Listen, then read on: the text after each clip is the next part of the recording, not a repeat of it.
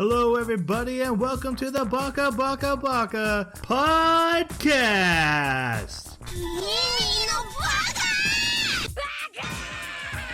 Baka.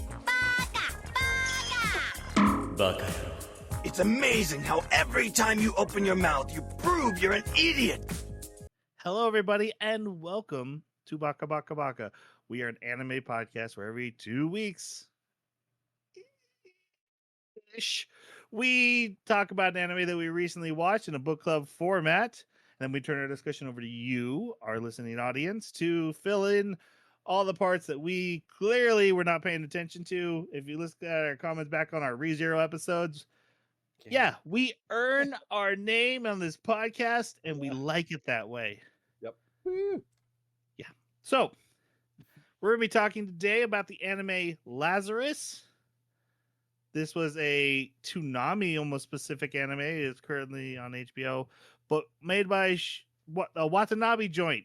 We've done a couple: Cowboy Bebop, Samurai Champloo, A Dandy Guy in Space. Made them all. We've always had contested arguments about them. It's gonna be no different. To do that, I need the help of my co-host with their, dare I say, anime hot takes. You dare say?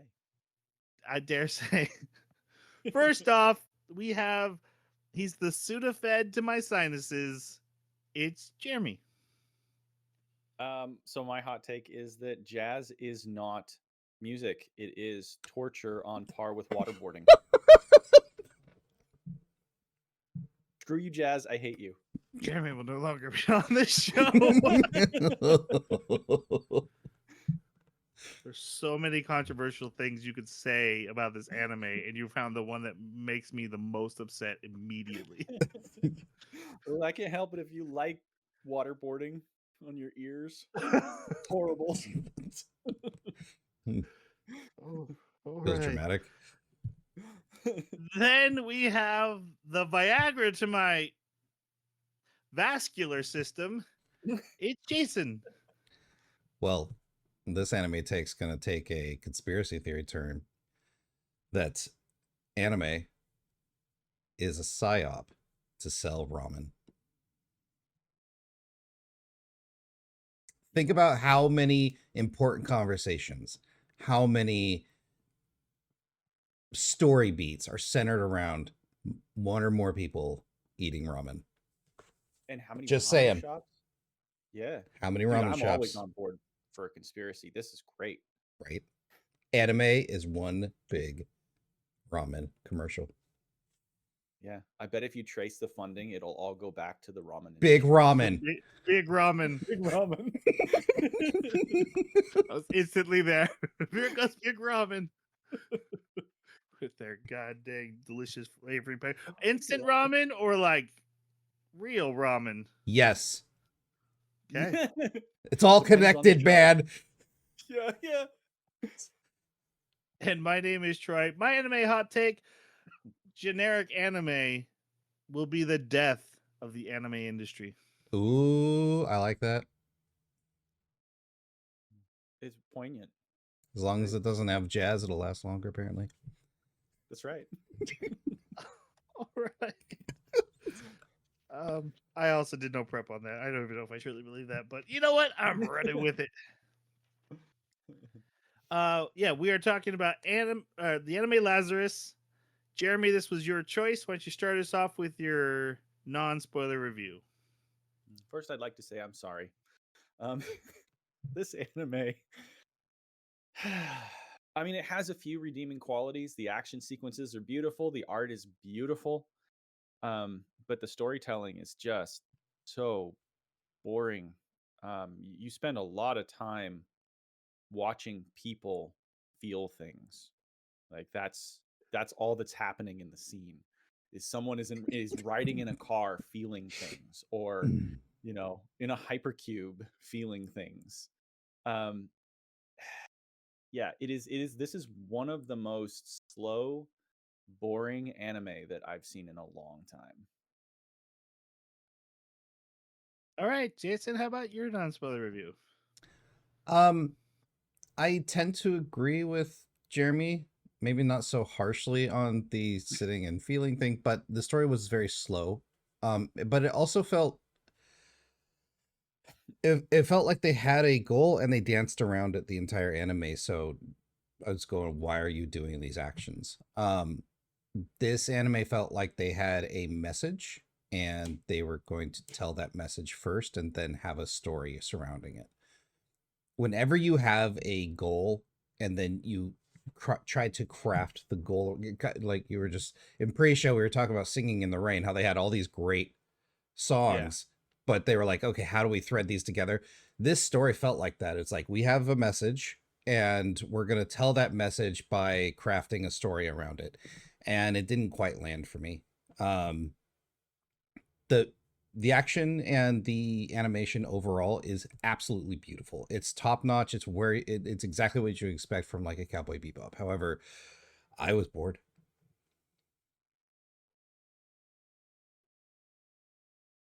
I come down on the side of liking it, but without really disagreeing much with what these guys have said. Not with the hyperbole, but whatever. It's like I have a list of pros and cons. The characters are really weak, but the themes are really strong. Uh, the the plot is full of contrivances and coincidences, but the action scenes are really beautiful. The animation is great, and at the end of the day, why I choose, I guess I'll recommend it as a watching is when I was on episode 10, I had 2 more to go that I planned to watch the next day, but I was like, ooh, how can I watch these now? I want to see what happens. I was invested by the end. Do I think the end was very satisfying? But I've also been chewing on it for 2 days now, thinking about the ending, thinking about what it was talking about, because it, like you said, it's clearly not actually interested in the plot point it creates. It's trying to talk about other subjects, and I think it, my theory is that it dances around that MacGuffin purposefully. It's part of the statement and the theme of the anime. Does that make great storytelling? Probably not. Probably not. It's definitely on the bottom of my Watanabe series that we've watched for sure. But I still would take this over. I'm a vending machine in a dungeon, or I have 12 words in my title to tell you the entire plot, because otherwise it's just as generic as every other anime. And I would rather watch this any day of the week, 100 times over. If nothing else, I can at least vibe with this. Maybe it's not actually, it is slow and boring at times, but at least I was vibing. But slime is calling to you. No, it isn't. No, No, it is not. I think the best approach in that scenario would be just to watch the trailers or the clips of like all the best scenes from the anime, so that you don't have to waste your time with all of the forced vibing. this is his opinion time.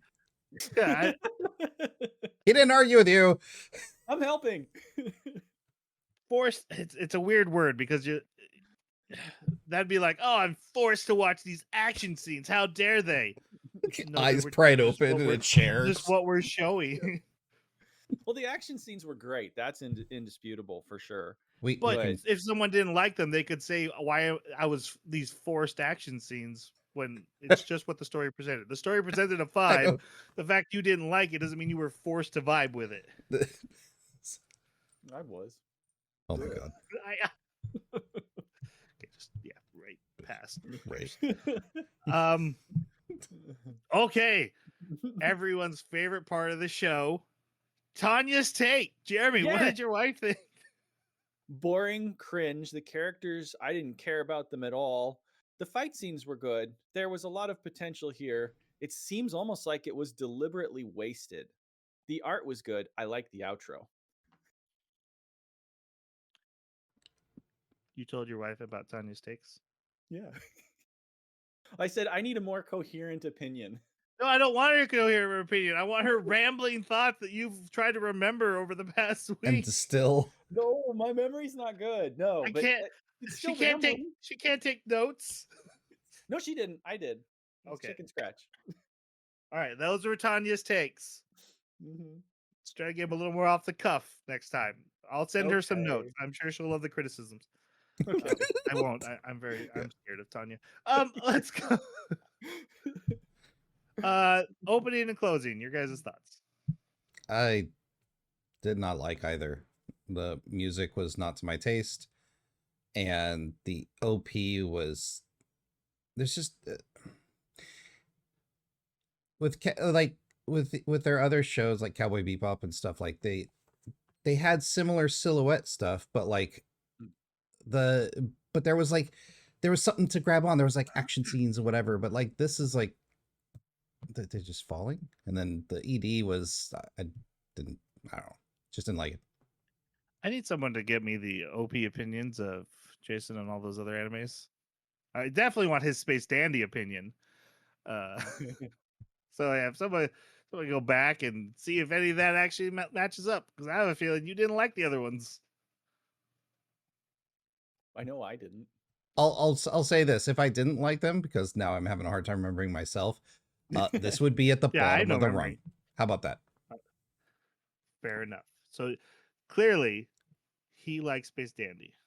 is what Yes, I that's get right. out. That's not what I said, nor do I consent to that statement. It's not bottom of the rung, so it's at least a little bit That's likable. right. Yes. Space Dandy, you've climbed. Right, but like in a if corpse of if Lazarus. I've got a bowl of sewage and a bowl of dirt, just because I like the bowl of dirt better doesn't mean I like dirt. I'll take it. Okay. Yeah. I'll take it. It means you don't think the dirt was sewage. That's right. I'll give you that. Yeah, sure. Let's go with that. Yeah. Yeah. Moving on up. Oh That's man. I absolutely hated the OP. The first like 5 seconds were great, and then it just became this cacophony of horrible sounds and just colors and people falling, like Jason said. And it wasn't, to me, it was not coherent, because even if there was something in the visuals, the sound was so horrible to listen to. It means that jazz. The music it is was jazz. so bad. You act like it's screeching tires. It was. It basically was. That's Like jazz. there are different kinds of jazz. There are some jazz that, during the show, there were other scenes where jazz was playing in the background, and it was okay. It wasn't so bad. With this OP, what they did was a travesty. Like, that was horrible. I had to check my ears for blood. This was a war crime. I hated it. Yes. So yeah, OP, that was horrible. The ED was pretty good though. I liked the ED. It was very like 90s vibe. Yeah, but there's no point to it. At first I was I mean, like, there was, but it intrigued was a because stupid point. yeah, but it was okay. At first I was intrigued because I was like, oh, all these dead bodies. What is this about? This is interesting. Oh my goodness, are these the main characters that we're seeing? Why are they dead? Why is the last guy not dead? Why is he standing up? Okay, I get the name is Lazarus, rise from the dead, 3 days, whatever. But how does this play into it? So I was genuinely curious about it for a really long time. And then in the end, I mean, with that, we're not in the spoiler section yet, so I can't say what my true opinion is, but I don't think it landed very well. I wasn't very satisfied with what I think the outro was portraying, because I think it was portraying a specific scene in their history. And so I don't know, but maybe not. I like the music in the outro. No. I love both of them. I mean, good for you. No accountant for taste. The number one goal of OP is to get you ready for the anime, and I thought the OP did a great job of that. It's not Tank. Nothing is ever Tank. Nothing will ever be Tank. That's fine. But it helped establish the vibe very well going into each episode. And it's the opening intro for Cowboy Bebop. Oh. Okay. Yeah. Yeah, it's iconic. It's one up there with Neon Genesis Evangelion. Which one is best? Huh? Right? Neon Genesis Evangelion was a simple answer. Everybody I think takes that really better, but we stick to this anime. It's gonna be ED, tough. what'd you think? I mean, Pull you're it the one who down, always grab wants to talk about Space Dandy. And I know. What? the ED very similar, and I thought the ED is like, hey, theme. We got Feeling theme going attacked. here. Well, I just mentioned that you love talking about Space Dandy. No, I don't. But I never bring it you're- up. Space Dandy, you're not least The favorite only anime of all time. it Kisniver. yeah, Kisniver will always be. I said not least favorite anime of all time. No. Okay. Okay. So it's like, don't you dare take that from me. All right. So clearly we're gonna have some different viewpoints, but before we go into our spoiler section, which I'm sure everyone's dying to hear now, our next anime is going to be the first core of Apothecary Diaries. We're just watching the first 12 episodes. I've seen them. I've seen more. I don't feel like there's anything these guys will need to see beyond the first 12 episodes. I just Is this want to look at punishment? the You've world. already seen it? Yeah, what's wrong with you? No, we're chasing those clicks. It's relevant. Popular. Okay, honestly, my pick was going to be Lazarus, and the other one that I was like maybe was My Hero Academia Vigilantes, and I'm like, I don't really want to start that up right now. Mm. um, What about the horse girl one? Umuramasu or whatever? Yeah, it's No, a popular game now too. yeah, that's the thing. It's a Oh. gotcha game, and I don't want to watch another anime from another gotcha game. If I could go my whole life without having to do that, I would be so happy. Please not advertisement for a gotcha game forced through as an anime. Big ramen. So yeah, Apothecary Diaries.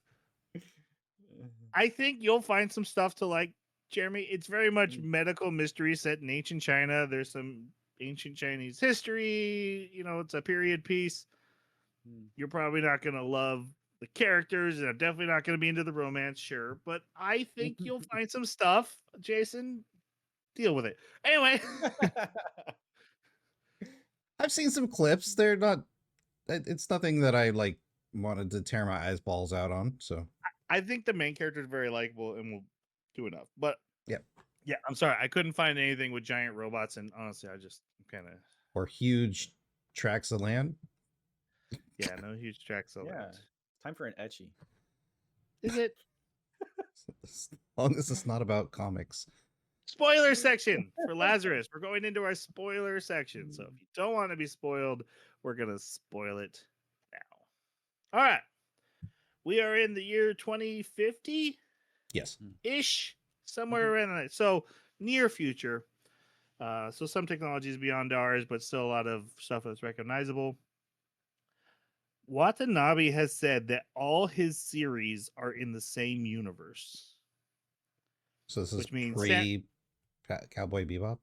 Yes, Way this would before be Cowboy Bebop, yeah. right. Well, because Earth is still in Cowboy Bebop, and that even though a lot of people have mostly moved to Mars and some other places out in space, and then way past that would be Space Dandy. Space Dandy, Samurai Champloo way in the past, which means Mugen and Spike could be related, and not just a copycat of the same character.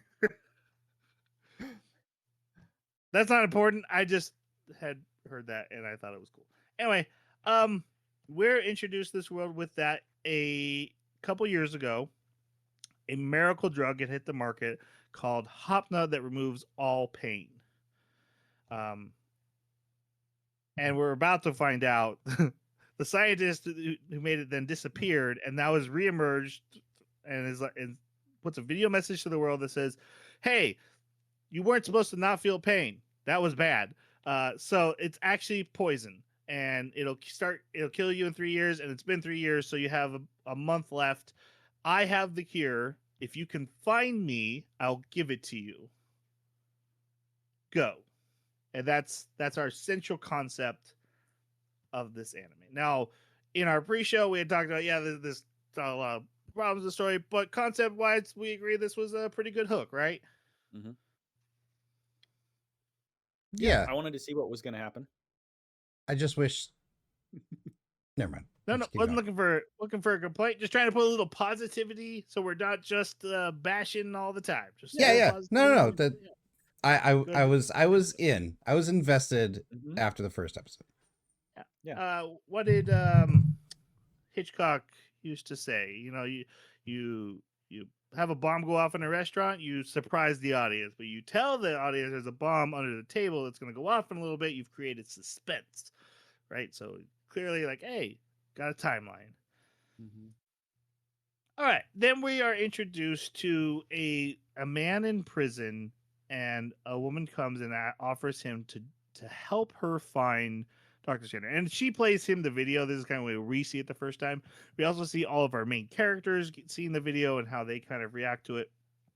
We're going to come back to them probably at the end of this first episode. We'll just go through them all, but we'll start right now with the prisoner, who is our protagonist. His name is Axel.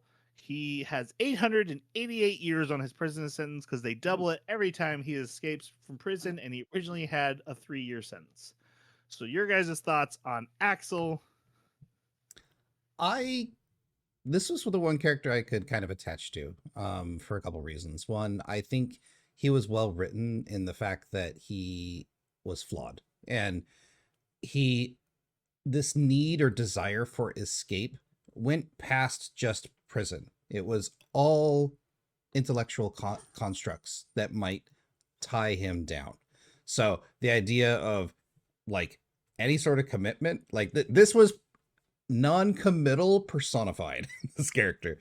And I kind of liked that because there was obviously a lot of situations he found himself in that would have been beneficial for him, but because there would have been some sort of commitment or tie down, he was like, no, I don't want to do that. So I was a little, again, the animation's beautiful, the art direction is gorgeous, his fight scenes are spectacular, his abilities just in the back of my brain always upset me a little bit, just because of how high he could jump, how fluid he was. He could almost dodge bullets, and I'm just going, okay, but I thought this was supposed to be a realistic anime, so it was a little out of place.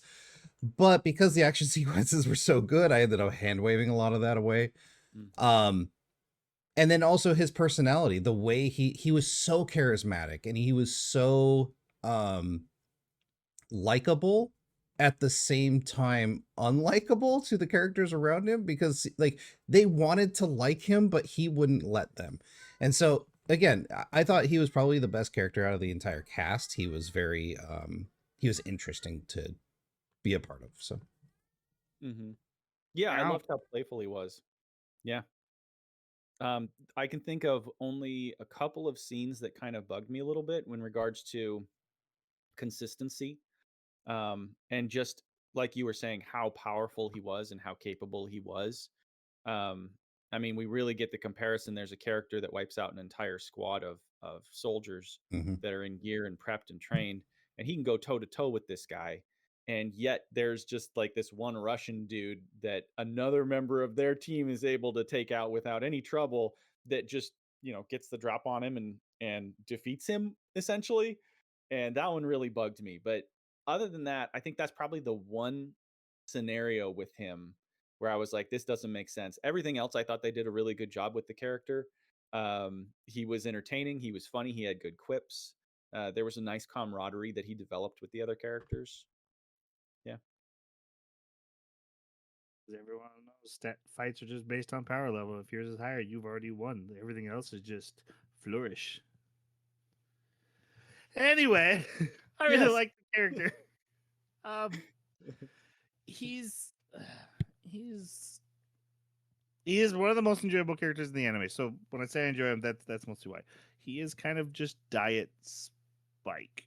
Oh, yeah. I'd agree with that. He's he's too cool for school, but he's got a heart of gold, and he's always in control.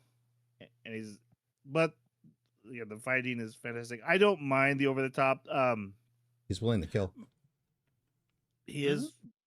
Yeah, they all were. I was just a couple times you watch a guy's head take a bullet, and I was like, oh, that's right. These guys, that was just a security guard working his Yeah. shit. Like, Mhm. But yeah,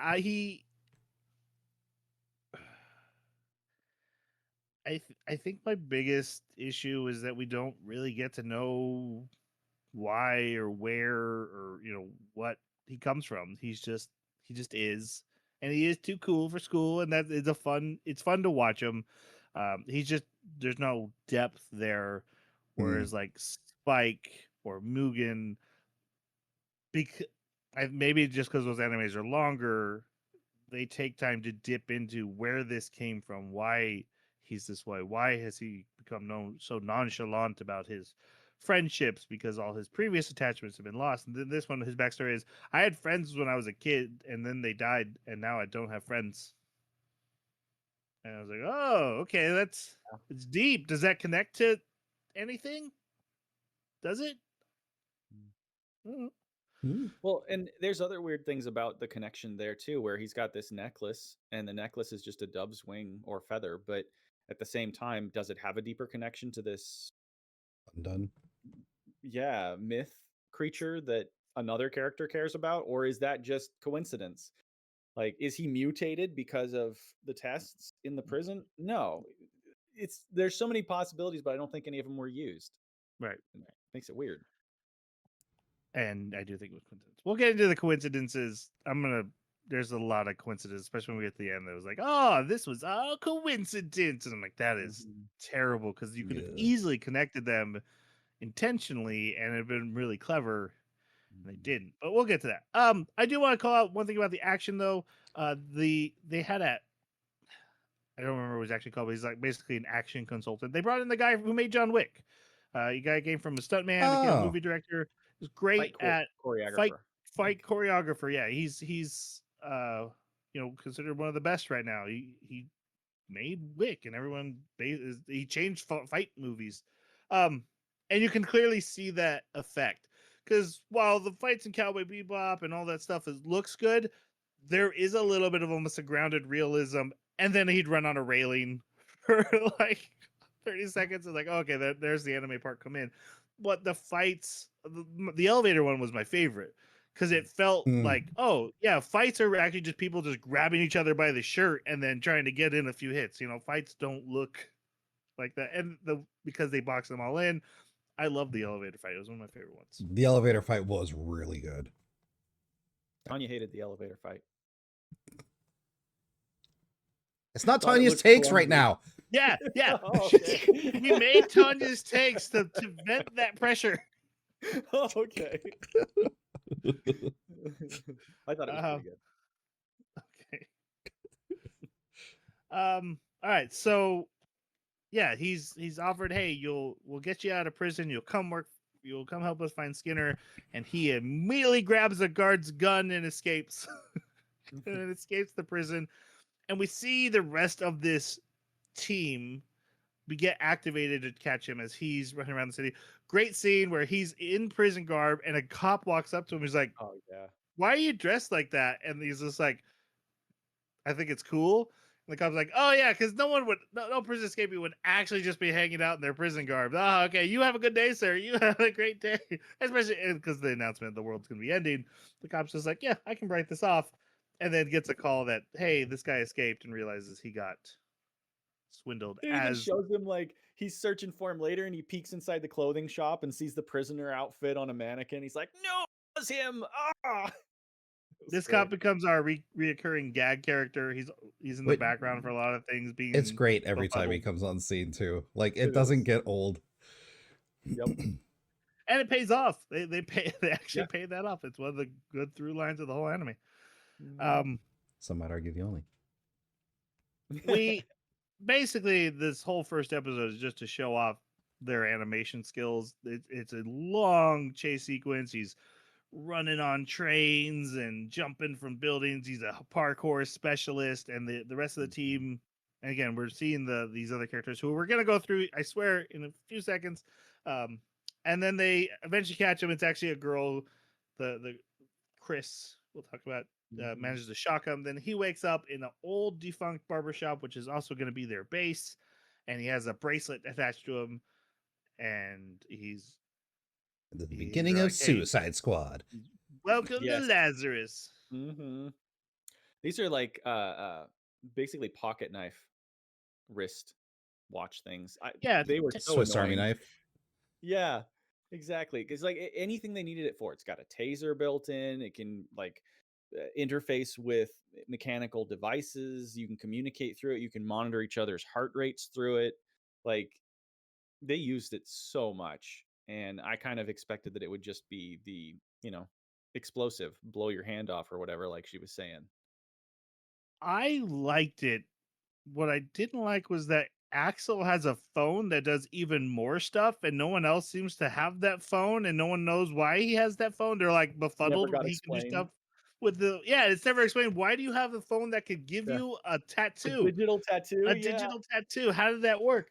Yeah. And I kept waiting for them to actually be like, "Oh, actually, I know this guy, or I was trained for this, and so I have this tech." Nothing like Um, that. because this team needs to be effective. I like the idea that they were given this OP technology that gives them an ability to do their job. That made sense. Yeah, it does. It did a little too much. I get the Swiss Army thing, but I like the Mhm. hey, we can crack any lock. Locks are not a problem for us. We have the wristband. Yeah. I didn't mind them. All right, let's talk about these other characters, guys. We're gonna start with Doug. Do do do do do do do do do do He was My ears are That's bleeding. reference for you 90s kids. Oh God. Oh God, I didn't get the reference until you just. Oh my God. Doug God, was you're accurate. I liked I'll always Doug love on you, Patty Mayonnaise. Yes, exactly. All you, all you, Jason. I'll shut up. um Doug was a good character on the outside. Um I didn't dislike the character. I just don't know anything about the character. Like he's just he's kind of I don't know. He's like he's Axel but cooler. But and less opposed to commitment. Like he just seems like the level-headed smart guy on the team that knows how to use his coolness to get through social interactions. And again, there's nothing unlikable. I just don't know anything about him. Like, how did he become so cool? Like, or like, why is he so good with his tools and weapons? Like, Yeah. how how can he get hit by a car and get up 2 days later? Like, Mm-hmm. I don't know. He felt very like put in like a piece. Like they had this hole in the story. They're like, we need a guy to cover this section, and it's just, I don't know, hard to describe. So yeah, I think I see where you're coming from. One of the things that bugged me was that he was good at everything. And I expected him based on their initial description, because they said, oh yeah, he was a really, really intelligent, genius, academic scientist and got expelled. But he's only And I like thought, okay, 22. yeah, 23, yeah. And I I was like, okay, so this is Yeah, the smart guy, right? I really wish he was like 36. Like Well, and I that think would have that I made it. loved that joke No, because the that would have joke fit. landed great, but the Yeah. for his abilities and his like just Mhm. worldliness Mhm. for being 22, I'm just like, that's hard to Yeah. believe. It is kind of an anime trope, though, to make people really young super overqualified for everything. Well, Um, what is it? If you're over like 20, then you're basically an old maid. yeah, you're ancient. But I mean, there's even okay. So if he's an academic that has been expelled, I'm thinking, okay, everything science related. I want to see him react to charts. I want to see him know chemical compositions of things, understand biochemistry, right? And I thought that was where his usefulness would kick in, or even just in like strategic or tactical planning, or predicting what people are going to do, psychology, like something that is to do with your mental capabilities. But this guy is also an amazing fighter, and he's a sniper because he's like driving a boat and headshotting someone on an oil rig while he's driving the boat. Like, and he's an amazing driver in the vehicle as well when he's driving the car. What can't he do? Like, and that to me kind of dilutes the entire purpose of a team. If you're going to have a team, everybody needs to have their role. And having it's obvious that Axel is like, he's not your genius. He's your impetuous, I'm going to rush out there, I'm going to fight, and I'll catch the guy, I'll get away, I'll do whatever. I'm your physical expert. He's your point man, right? Yeah. Yeah. And Doug he could do anything. Whatever they needed him for, he filled any role. And that to me made him boring. I would have loved to have seen him be more specific. This is why Troy hates Helldivers. No. I don't hate Helldivers. That's not fair. I have a Yeah, I deep hate love 'em. for Helldivers. I'm just kidding. Everybody can do everything. That does bother me when that happens. That's the community's fault then. Let's not get into that. This anime has a main character's problem in that they're all very generic and not fleshed out. We don't get time with them. Douglas has one great joke, and then the rest of the time he is just guy who's there, who does the things well. He's clear, he is the intellectual of the group, but he's not leaps and bounds. There's also Hirsch, who is a scientist. Yep. And like I said, he's hitting those headshots. Okay, so he has military training, and we never get any of it explained. I probably would have been okay with it if it had been explained. And yes, he's just another guy on the team. They are. My biggest problem with the team is that there was no good reason for this team to be effective. It ends up all being a coincidence. I knew early on we're gonna build that all these people are connected somehow, and I thought that the connection was going to be to Skinner, the scientist, and that he had picked them out to find him. That these are all the pieces you need to find me. You put all these people in a room, I know they'll find me because they know the people that I knew, or they have the. These are all the people I've handpicked. Skinner had nothing to do with it. It was a random coincidence that we'll get to. That all these people, and they put them in a team, and there's no reason they should be the team finding them the most important person on the planet at the end of the story. And it was very frustrating. There's a 13-year-old who's a great hacker. Okay, we got her. And there's a guy, he's like, I'm she's how old? 13. I didn't catch that at all. Oh my gosh. I think. And we have a 16-year-old, and he's kind of good. He's good with drones. Is he great with drones? Is he the best drone pilot? No. He fails every time he drives one. It's true. But he doesn't, and he doesn't. He's really also rich, and so like he brings the Batman. He is rich to the family and connections, but he's not there for his richness. Well, they use it, but yeah, you're right. Like initially, that's not the purpose. It just becomes convenient to use. Yeah. That's kind of everybody. No one's there for their special talents. With even the hacker's not there because she's a hacker. Yeah, she's one of the top 3 hackers in the world, but she's not there because she's a hacker. She's just there because she's the person that's there. And so that's not Douglas's flaw. That's an anime flaw. Yeah. I want Douglas's backstory. He has a ton of potential to be a really fun character. He is that stoic intellectual who you can rile up easy, and he's clearly got an ego and about himself. He's got some fun. You could do a lot of fun things with him, and the anime doesn't have time for it, despite being a slow moving anime. It's got a pacing issue because it takes it slow, almost too slow, or you guys would probably say way too slow, but doesn't have time to do the things it needs to do to make the cast lovable. And because it's been so long just sitting there focusing on them feeling things. Use that time, develop the characters, and then show them feeling things. I think the feeling thing is fine. Like for 2 seconds. No, I can handle that. Oh my goodness.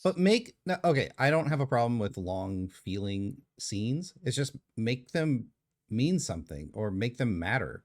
Like, and I have to care about the character when it happens. Right. Yes. I need to care about the events that they're reflecting on. I agree. All right. With that said, we're gonna keep going. Chris. Chris was all right. I think she has the most backstory we get out of everybody. But I think the coincidence we come to later, it kind of diminishes it a lot. And again, she's kind of on a team where everyone can do everything. She's definitely not the intellectual powerhouse of the group, but she's not stupid. She's obviously skilled and arguably should be more skilled than Axel, yet Axel outperforms her in every way, which I found odd. But she's likable and she's important to the team, I guess. And she's the one that found the only clue that any of them found. Yeah, she was all right. I liked her. Mm-hmm. Yeah. I thought she was fine. I imagined that she was going to be more of the stealthy trickster, the camouflage, using her qualities as a way to bait people, and she did that a couple of times in the first half of the anime, and that was great because it made sense why she was, on the team and how she could be useful because you had other characters filling the brute role, right? You had other characters filling the scientist role, the drone, but you didn't have anybody that could be like a sneaky spy that would get in or charismatic and trick people and have that confidence that she had. So that was cool. And I really liked that. But it kind of, because she was not the center focus of this, it was just like little glimpses, moments where she was interesting. And the rest of the time, she was just another character that happened to be there. Yeah. So I don't have any specific issues with her. There's nothing I don't like. She just doesn't stand out as super interesting either. And okay, there's one scene that really bugs me. She's trained. We'll get into that more later. But there's a scene where she has an easy shot with a rifle and she misses. I know what you're talking about. And I was pissed. if like a few shots miss, that's fine, but she has an automatic weapon. Like there's no reason she wouldn't take a knee and make those shots. Right. Yeah. Well, there's other issues with that scene too, where like she runs up, she's wearing a helmet, she takes her shots wearing the helmet, and then she rips the helmet off before she goes to check on the person that's down. And the entire reason she did that was so that you could have a cool scene where the helmet's in the scene and it's like angling up, so you see her over the person that's down, the helmet next to it. Like it made no sense. So I guess what I'm getting at is the idea that things are done for the scenes that they create, not for the realistic value. And I don't like that. I like to see things happen that make sense. Style should happen with, like, it should accompany the logic. It should accompany the things that would make sense, not replace it. I don't like that. Or the injuries that the two individuals took. Oh, and the injury only affects one and not the other. Didn't like that. But anyways, yeah, that's my thoughts on Chris. Get a backstory. She's likable. She is the minimum you should be doing with a character, and so she stands out among this cast, which is insane. in most in any good anime, in any other Watanabe, she is a low tier. Not she was here, but she's a standout of the cast because they took some time with her. Yeah, her and the hacker. Actually, we're going to come to her in a few minutes, but are probably the two we get their backstory and actually are worth caring about. And again, but it's not like they did a great job at it. They just did a job at it. However, I disagree about the helmet scene. I thought that helmet shot was cool as hell. The helmet shot was fine. It was the fact that she missed all those shots. Well, not from that range. No. Not from that range with an automatic weapon that she's been trained with. There was more to it. There's zero reason for her to take her helmet off in that scenario. So taking it off was for the style shot. That's my issue. Style shot was fine. It shows that the style is more important than the scene. Oh, the central message was more important than the story. So anyways, True. Moving on. theme is more important than the story. But Oh yeah. no, this was very message. This was futuristic Pocahontas. Let's be honest. Everything's underwater. Well, that ends up all being not important though. That's the Well, whole reason for I'm going yeah. to murder the entire No, planet. it actually was the not reason at all. It was the red herring. I know, but at the same time, like the passion was there. Like that was the true motivation of the scientist, Okay, when we even though get the there, I have more military questions then. flipped and twisted things. Because I get what you're saying, but I don't think that was I don't think it's as red herring as you're making it out to be. Okay, let's see when we get there. Mhm. Next up we have Leland. I don't know why he's there. It's nepotism. That's what that's called. No, it was the coincidence that brings them all together is the reason he's I there. know. But I find him so useless. Like, yeah, like I said, Yeah. I don't know why he's there except to cross dress. Yeah. That was his He's most there. useful scene. I'm sorry. Yeah. Like as far as like usefulness to any of the missions, and besides he- knowing the doctors, it was He's like Right.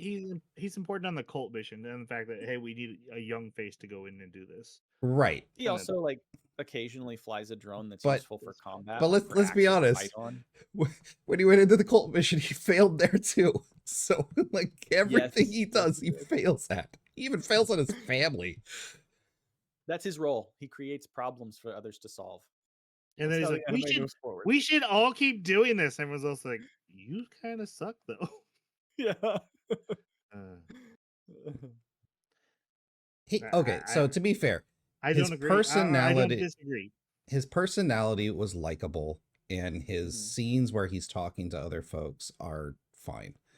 It's just that why is he there? And if he's just Well, there to cause right. problems for the others to solve, I find that boring storytelling. Yeah, well, he's also there as a spy. Like, I mean, they bring him in before um the the panel. Not sure what exactly to call them, but brings him in before the board, the panel, the military tribunal, whatever it is. And so he's definitely there for that. He's there because his father is someone that was close to the guy that started Lazarus up. Right. And he's there because of the coincidental event thing. So, I mean, I understand all that. I think the biggest reason he's there is because he's a spy.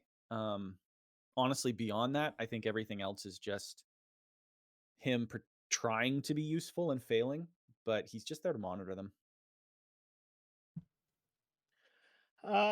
Elena, the hacker. I don't like that she's 13. Because that just invalidates all I don't see how she would have nearly enough experience Especially to be growing up in a cult for a large portion of that. So like right. So she's Dude, had when access did to she learn? computers for like 2 years. right. And now she's the top 3 hackers in the world. I just don't buy it. She's very reserved, so her interpersonal conversations are tough to watch. And she's likable. Like, and that's the thing, all these characters are likable, but again, like she is one of the more useful characters because her hacking skills do come, in clutch quite a few times. Mhm. But knowing that she's so young and that she came from a cult like that did not have access to these kinds of tools just makes it that much more unbelievable. I'm just like, ugh. Yeah, I was fine with her until I learned that she was 13. When you said that, I was like, I don't know how she got this good. Otherwise, I think she's a fine character. She's very naive and very, withdrawn into herself most of the time, but hopeful. And all of it makes sense. Like when you learn about what she went through, like her personality makes sense. But that's really, I think that's the only complaints I have about her. Otherwise, I think she's fine. I would hand wave a lot of my complaints with all these characters if the coincidence that put them all together actually transformed them into basically super beings. If that was the Yeah, case, then exactly. Me yeah, too. okay, I'm on board. But like, Mhm. Give them an advantage of some kind that justifies it mattering. Like, right. oh look, this happened, therefore they're going to be the ones we pick. That's not. We gotta keep going, keep going, keep going. Okay, go. Yeah, the age thing doesn't bother me. It's an anime, and I wasn't focused on like, oh my god, how did she get her hacker training? It's came from I love her backstory, and Mhm. I didn't, she is so reserved, but then once you find out why, I'm like, oh, that's actually probably really well done. Mhm. But she doesn't stand out Yeah. that much. Last one is Hirsch, the leader of the group. Who's the leader of the Suicide Squad? That's What's that lady? yeah. What's her name? Waller, Amanda Waller. Waller. Okay, yeah. So she's Walmart Waller. Um, Yes. she, I think all of her threats are near empty because I don't think she's willing to kill any of them. Um, Yeah, she's not a hardcore government operative. She was a scientist. They're like, hey, Yeah. you want to run this team? Yeah, all right, I'll do it. yeah, I'll do, yeah, it's fine. Yeah. I think she made the story go forward. Mhm. She gave them missions and guided them to go certain places, but like beyond that, I don't know. I did not feel her connection with Skinner. Like they Yeah, I made it agree. this big thing that these two were near lovers, if you will, but they never got Mhm. to that point, and she wanted it to. I didn't feel it, and I just didn't Mhm. care. Yeah, for the majority of it, I think her role would have been served just fine with an off-screen voice, like in Charlie's Angels or something. Yeah, All right, team, go over here Yeah, and do this thing. Didn't even need a character. I don't have him to talk about. What's crazy is they introduced the head of the NSA, which is the actual boss of this team, her boss, and he ends up being so much more interesting than her. And I'm like, Mhm. really could have just cut her out and just had him running Yeah. Lazarus, and it would have been really interesting. And you're like, who is he? Who is he? Oh my god, he's the Yep. head of the NSA, and he knew Mhm. Skinner. Actually, the she knew Skinner reveal is the dumbest thing. That Yeah. I got very. You guys are frustrated about like a 13-year-old learning how to hack. I'm like, oh no, she knew Skinner. I figured you guys would find out eventually. Then tell them. Yeah. How Why does is it that? change anything? Yeah, how does that hurt? That if anything, what we should all be talking to people who know Skinner. We need all the Yep. people who knew Skinner and can help track him down to save the world. This is a huge boon to the team, and everyone's like, betrayal. And I'm like, what? What? yeah. If she wasn't Eh, in it and it was just a voice, like when they first get Axel the wristband, it would have been way more impactful if he was like, that like, oh, they're threatening my life, but like, whatever, and then they like point to a dude in the corner that has the wristband but is dead. Like that would have been, and yeah, you just need his voice for like half the anime, and then you get to find out who the leader is. But Yep. Yeah. So Hirsch, I don't got anything good to say there. mm, I want to like her. They're trying to go for that. Ooh, I'm a mysterious leader and I'm in control of everything. But she's not. She makes a really terrible tactical decision in the story, and the true leader is like, okay, I will fix everything because I'm actually really smart and clever. And I'm like, that's what Hirsch should have been. That's mhm. why you put that character in Hirsch's role, and as to have her just be like, I'm just really here to tell him what you guys are doing because we don't want to introduce him yet for some reason. Yep. I they failed the character more than anything. But Mhm. all right, 29 days left after the end of the first episode. Second episode, Axel's like, I'm gonna escape again, and then they zap him with his bracelet, and they're like, no, you're not. You have to join us. And so he gets a tour of the base, and they start their investigation, which is like, hey, they meet in a little conference room and they talk about, okay, what do we know, what can we investigate. And this time they Skinner had been an advocate for climate change right before he disappeared, had predicted and warned the UN, hey, the polar ice caps are going to melt in 3 years. And then after that, he went and bought a survival bunker. Oh, no, I actually bought that 8 years ago. But they're like, hey, if you think the world's going to end, what is he going to do? He had a survival bunker. He's So a they prepper. go, yep. So they go and investigate both the bunker he bought and the company that sold him the bunker to see if they can find any information on him. They don't. In the bunker, there's a man who's passed out, and like gangs and FBI and DEA all showing up. And at the business office, there's like bounty hunters. Debt collectors, yeah. And it all turns out that the guy who was selling these things was huge in debt, and had been doing this scam, and everyone was coming after him at the exact same time. And he had taken Hopna in excess, hoping that it would murder him so he could get out of having to pay this. And then but it's harmless at this moment. He still has to wait the 30 days like everyone else, or 3 years. 7 years, right? Mm-hmm. No, 3 years. You're right. It's Yeah. Hopna kills you in 3 years. The first person who's taken Hopna will die in 30 days. So Right. the world starts ending in 30 days is our current timeline. They change that in a little bit. We'll get to that. Actually, I really like that change, but we'll address that later. Right now, what they know is the world starts ending in 30 days, which I like because it gives them right now a soft countdown. Yeah, we have 30 days to find them, but if we go a couple extra weeks, Yeah. probably still save No. most of the world. Yeah, we're not all dead. Yeah.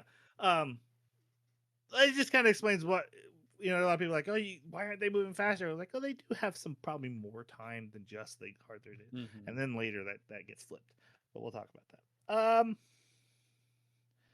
From this they learn. Oh, they don't really get any information out of this other than afterwards.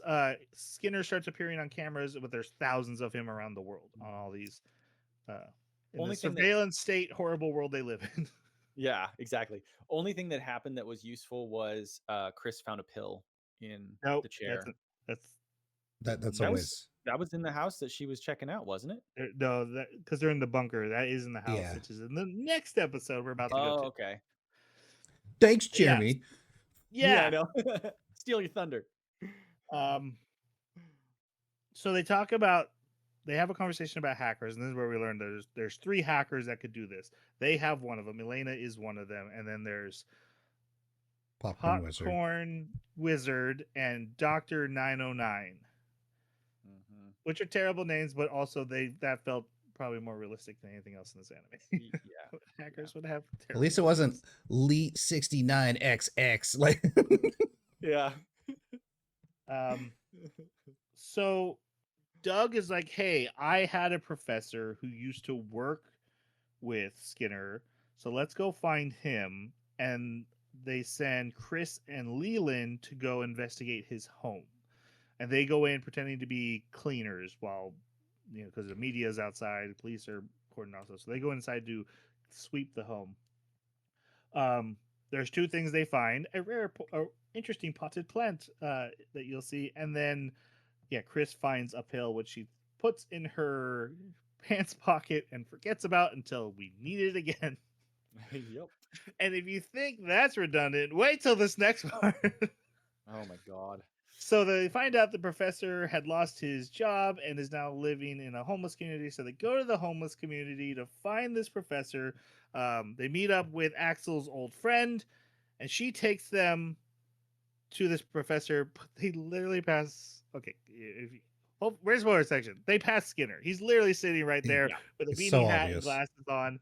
Mhm. And yeah, you see him, and my thought was, oh, so the twist is going to be that he's right there. Now, I'll admit, by the time we get to the end of the anime, I forgot that this happened, but I Yeah. remember I did see him and went, yeah, he's right there, guys. Well, okay, we're just going past that. All right, sure. Yep. I didn't forget. He might as well have had the glasses with the mustache that's attached to the glasses and the nose. Like, Really? What's crazy is that that means the professor who's in the camp with him doesn't recognize him. He was with all the professor's like, oh, the only thing I remember about him is that he loved his grandma's baklava in Pakistan? Istanbul. It used to be Constantinople, but it's Istanbul. Nicely done. Yep.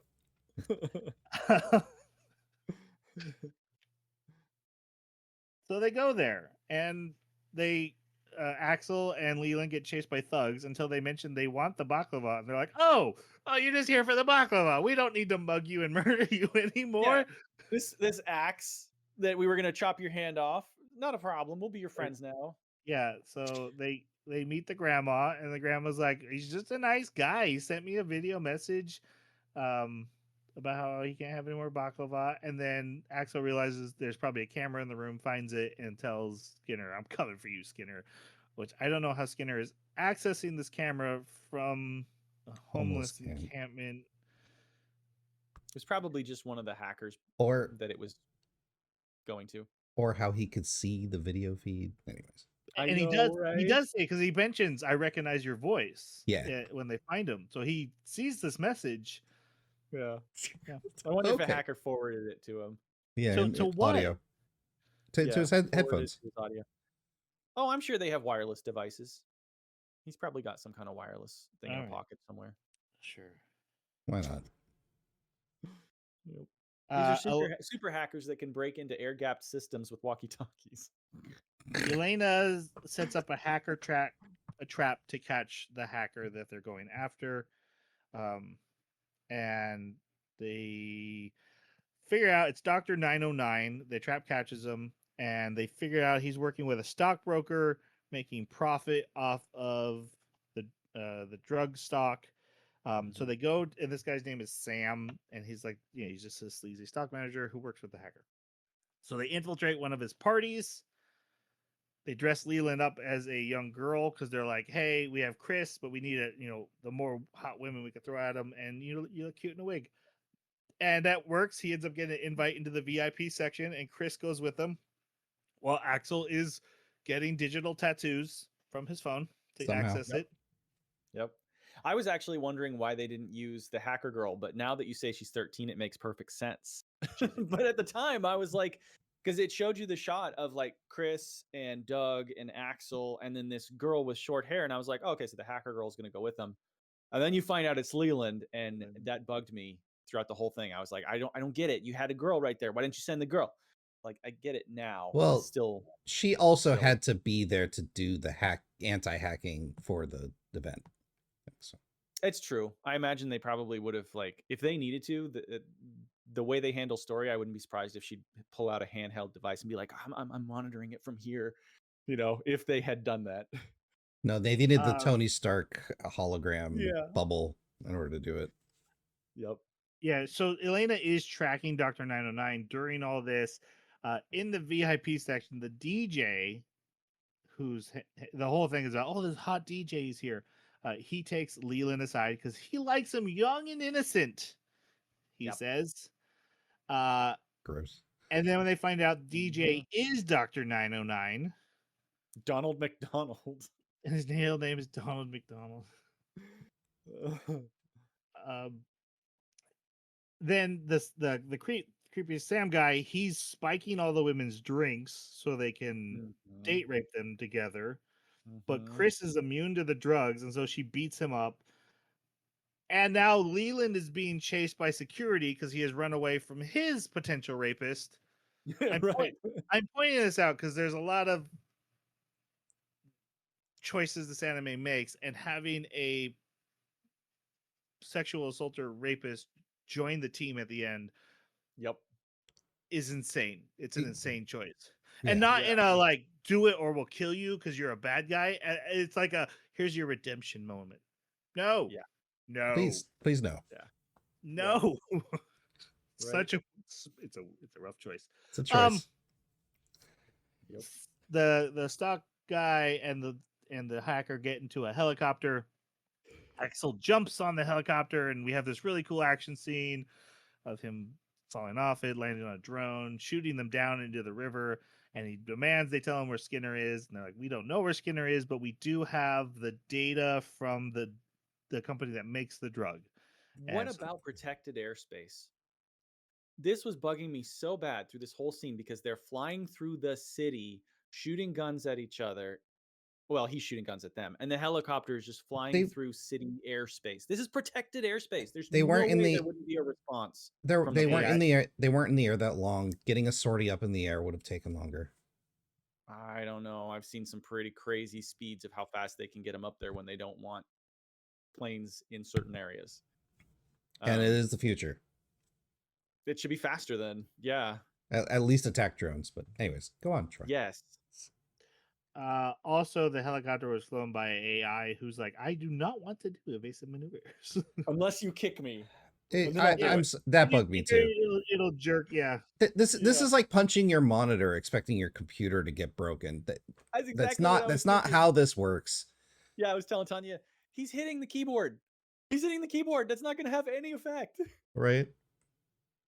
Yeah. Yeah. So those guys go to prison until they get the hacker gets a redemption arc. All right. Yep. So they start investigating the Delta files. They're trying to find out if the drug company knew the true effects of Hopna. We should also mention there's like little scenes that play before episodes of the characters talking about their experiences with Hopna. Axel mentions that he took it one time while in prison and it had no effect, and so he's never taken it again. But it turns out if you take it once, you'll still die. And he's like, what a bad twist of irony. Both Leland and Elena mentioned that even though it's not for young people have been taking it recreationally all the time. And no one really cares because there's not any adverse side effects. So until you die. Yeah, until now. Which makes it weird because this is like young people going, "Ugh, I'm going to take Tylenol. Let's go take Tylenol," because it's like there's no high to this stuff. Because it's a painkiller. Exactly. It's just it's like, "Oh, I took 4 tablets of Advil." No, it reminds me. Oh man, I don't even remember what it's called. And okay, so I have a buddy who's nope. There's a buddy who's really into rap, and they talk sometimes about I don't remember the drink, but they basically mix NyQuil with other stuff, and it reminded me of that. Young people mix NyQuil into their drinks, mostly no adverse effects. It's like a free alcohol. Probably Red Bull. NyQuil and Red Bull. Or was it 7-Up? Something like that. It doesn't matter. What matters is, it's harmless. It's used recreationally, but it's not. They're doing a drug and abusing what seems like an innocent medicine and can have adverse effects. It very much, to me, felt that. I think they even mentioned it being in drinks, and I thought that was a direct allusion to that. Whatever. Again, I don't know. They just needed a way for the whole populace to have taken it. Yeah. Right, but it made sense. It felt very realistic to me, is what I'm saying. It wasn't, oh, I'm having fun with Tylenol. It was, I'm having fun with NyQuil in my drink, and that is definitely something that happens. It's a real thing. Okay. X to town.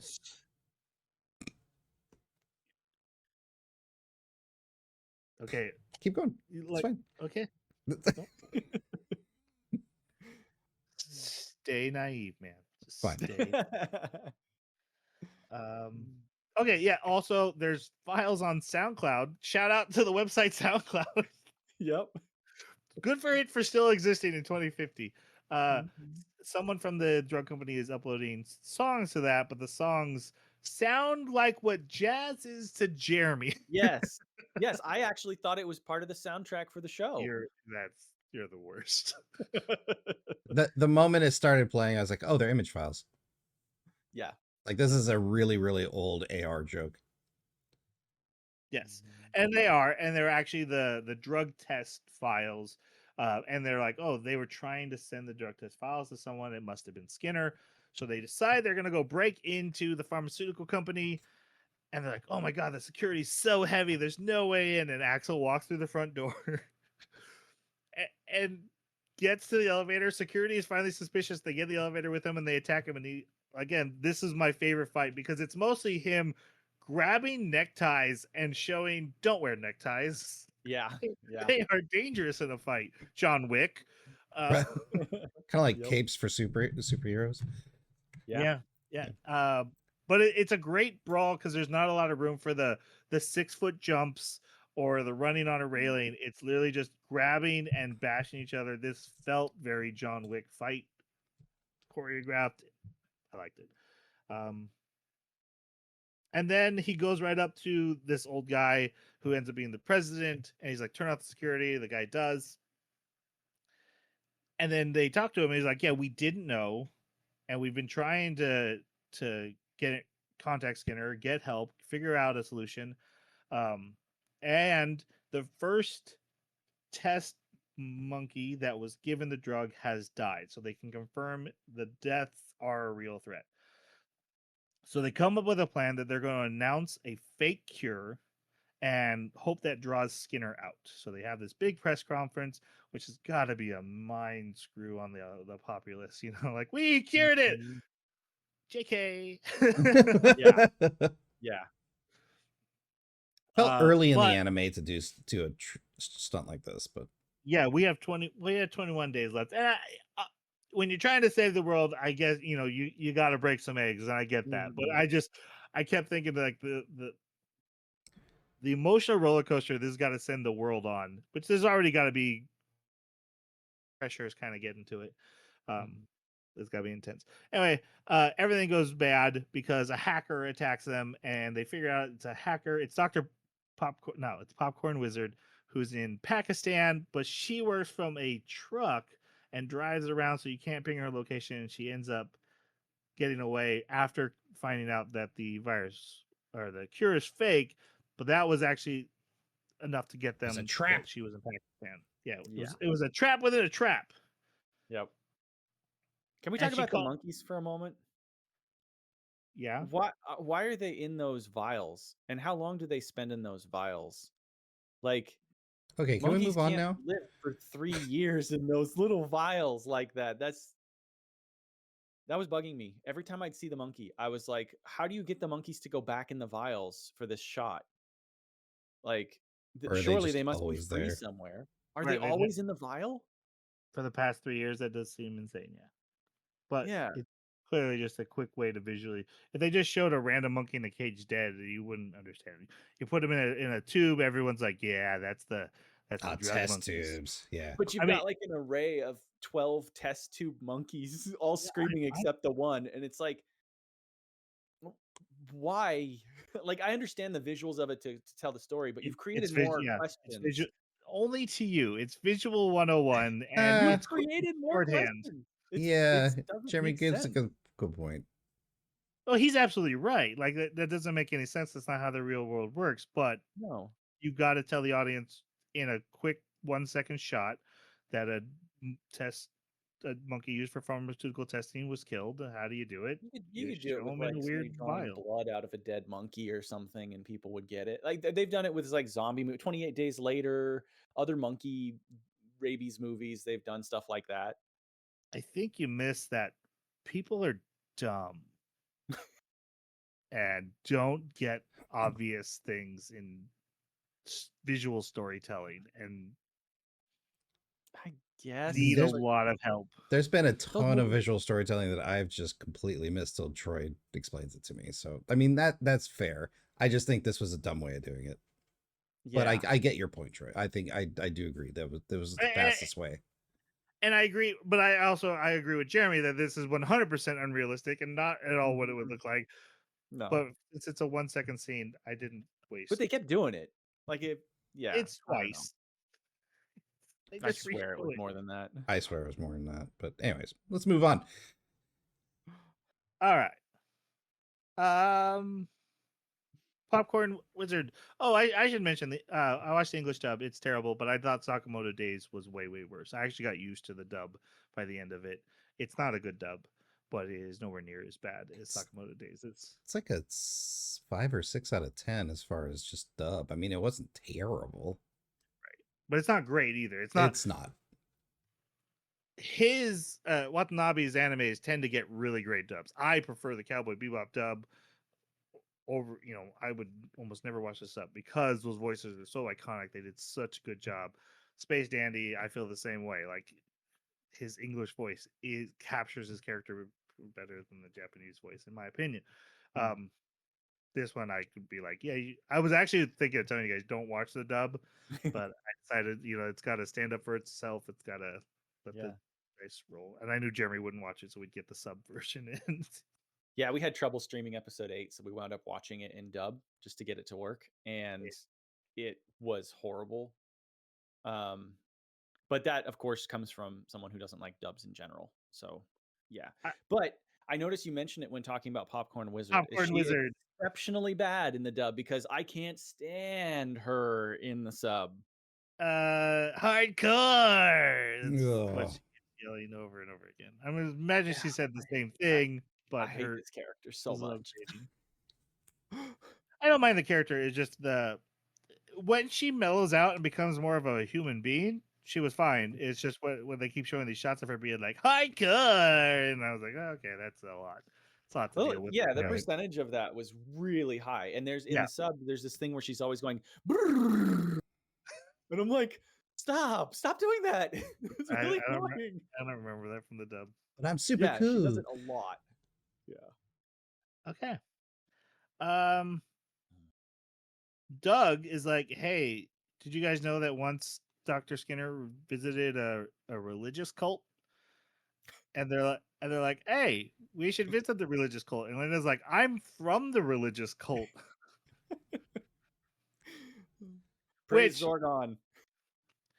Look, that's an insane coincidence that she is from the very religious cult that they need to go investigate. Doesn't matter at all. Right. But then I thought, but that's the twist, right? They're all connected. They're all related to Skinner somehow in some way. I know this professor that worked with him. I was part of the religious commune that he's connected to.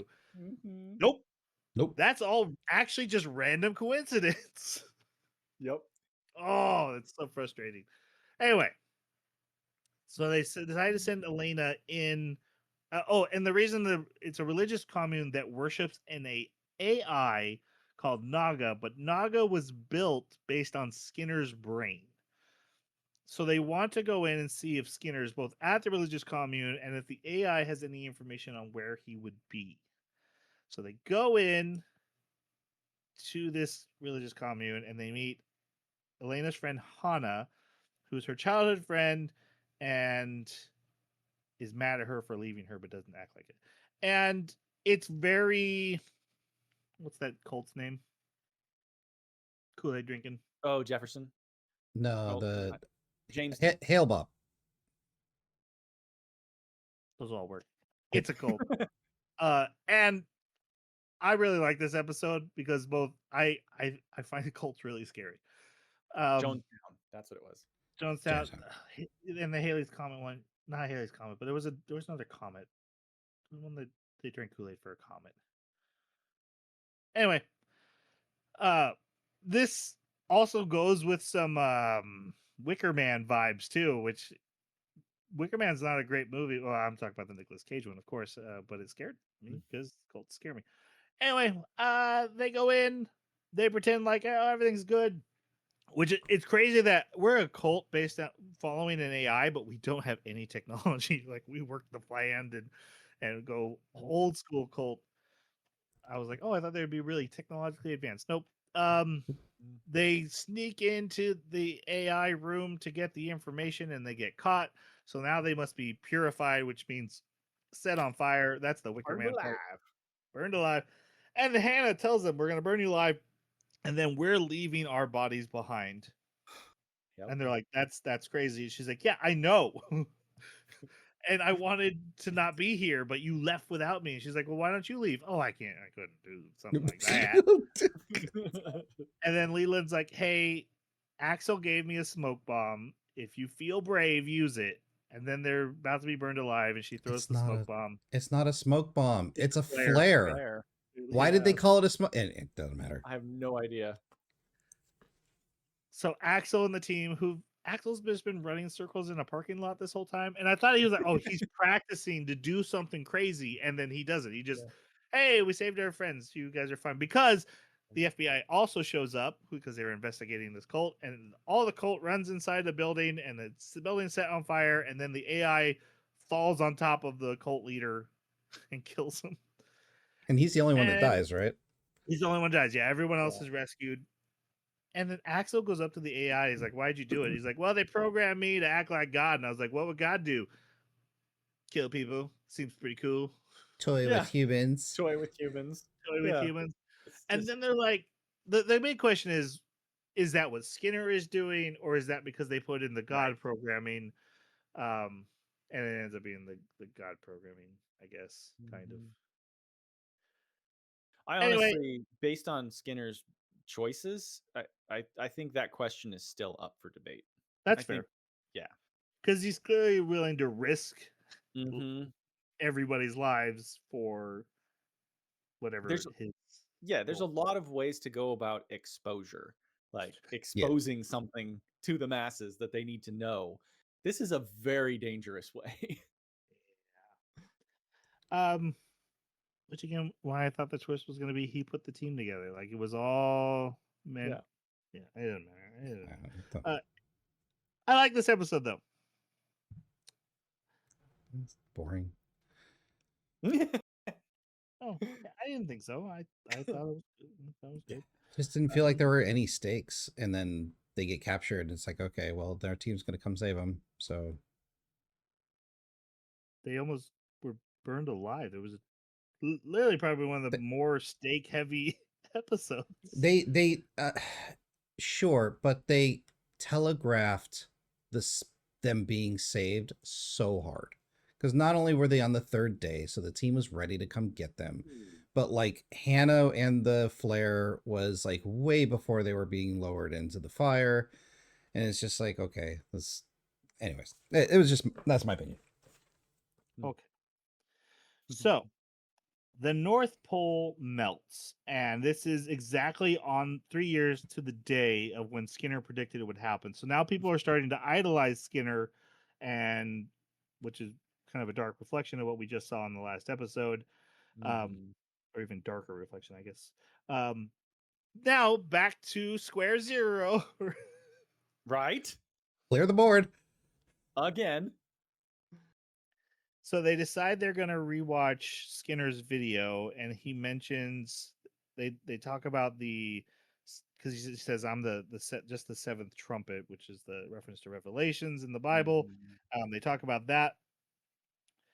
Then none of that ends up helping, and they oh, the memory from Naga we got has map coordinates. So this episode is really just the group spreading out to go to these different map coordinates, which are all islands who have sunk under the ocean And he's bought them all. post, and he bought them all due to ocean rising. But they're trying to figure out why would he buy these islands. The boat captain that Axel travels with mentions that he has analgesia, Can't feel pain. Congenital analgesia. Yeah. can't feel pain, and most of the islanders did. And this is basically where the research for Hopna started, with these people, and how he got to it. And then he had bought all their islands. It's fascinating to me that this wound up being a central point in this anime, because this is something that is so rarely discussed. But we just had Novocaine come out, which is the same concept. The main character in that basically has this illness. Oh, the movie. I thought you meant the drug, but yeah. Yeah, same here. Yeah, no, the movie, yeah. And then I went back and I looked. I was like, hey, how often is this even talked about? Because it's weird getting two of them in the same like year. Yeah. Two shows that talk about this, and yeah, this isn't even talked about for decades at a time, except in documentaries and stuff. But as far as like shows, Kisniver was the only anime that I could find. I know, Jason. I was like, this has got a through line to Kisniver. That It had hurts. It hurts. a little bit of. We Oh. should make Can't like a feel pain. relationship chart between should. everything connected to analgesia. Goodbye. No. Yes. I'm leaving. What a throwback. Yep. But I had to share that research. Make a relationship chart where I stomp on it. Never mind. We finally meet Abel in this episode. He's kind of showed up as like Hirsch, who she reports to, but he warns Hirsch, hey, the FBI and the army are starting to investigate into Axel. Mm-hmm. And this is where things really start going off the rails in a weird direction. And I think she says the line, Axel is the key to unlocking this all. and you're like, oh, so Axel's directly related to Skinner, but they're actually talking about something completely different. Completely different. But yeah, it's fine. Yeah, this is where I thought that the experiments changed him, mutated him, and maybe the cure was in him. And that's why he was able to do all these feats. Exactly. Yep. Nope. This is also the episode where they find out that Hirsch worked with Skinner, and then Chris sees people who recognize her, some clearly operative type people, and they capture her. And it turns out these are Russian special forces, and she used to be one of them, and then she defected. The leader of Not this by group is choice. her former lover who she had left behind because and they're like, you faked your death, and she's like, no, I actually kind of did die, and then I was like, I could use this to disappear, so I did. Technically I died. Did die. Exactly. Look, that is silly, but I did like that this played into the actual reveal. Much as I'm not a huge fan of the reveal, I did like that the hints for the reveal were peppered throughout their individual backstories. That's true. They also learn, this is where Lazarus learns, oh, we're actually an NSA task force. That's who we work for. And then they have 2 days to rescue Chris because her bracelet is special due to the fact of what she is. She asked that if they couldn't find her in 3 days, she would be killed by her bracelet. So like, wait, can all our bracelets kill us? And they're like, she asked for her bracelet to kill us, and they don't really answer that. Yeah. Would I tell you if it did? Doug gets Doug actually, this helps Doug kind of get suspicious of Lazarus's motives, but We know they too all much. decide we're gonna go save her, and so they all go up to the Arctic where military tensions are growing intense due to the ice caps melting. So now there's new shipping lanes, and everyone wants control. Things are on the brink of war. Issues between Norway and Russia, I guess, because this is right between them. I didn't like this setup. Because they like, oh, we're going to go save her. How? If your boss cuts off funding and access, you're going nowhere.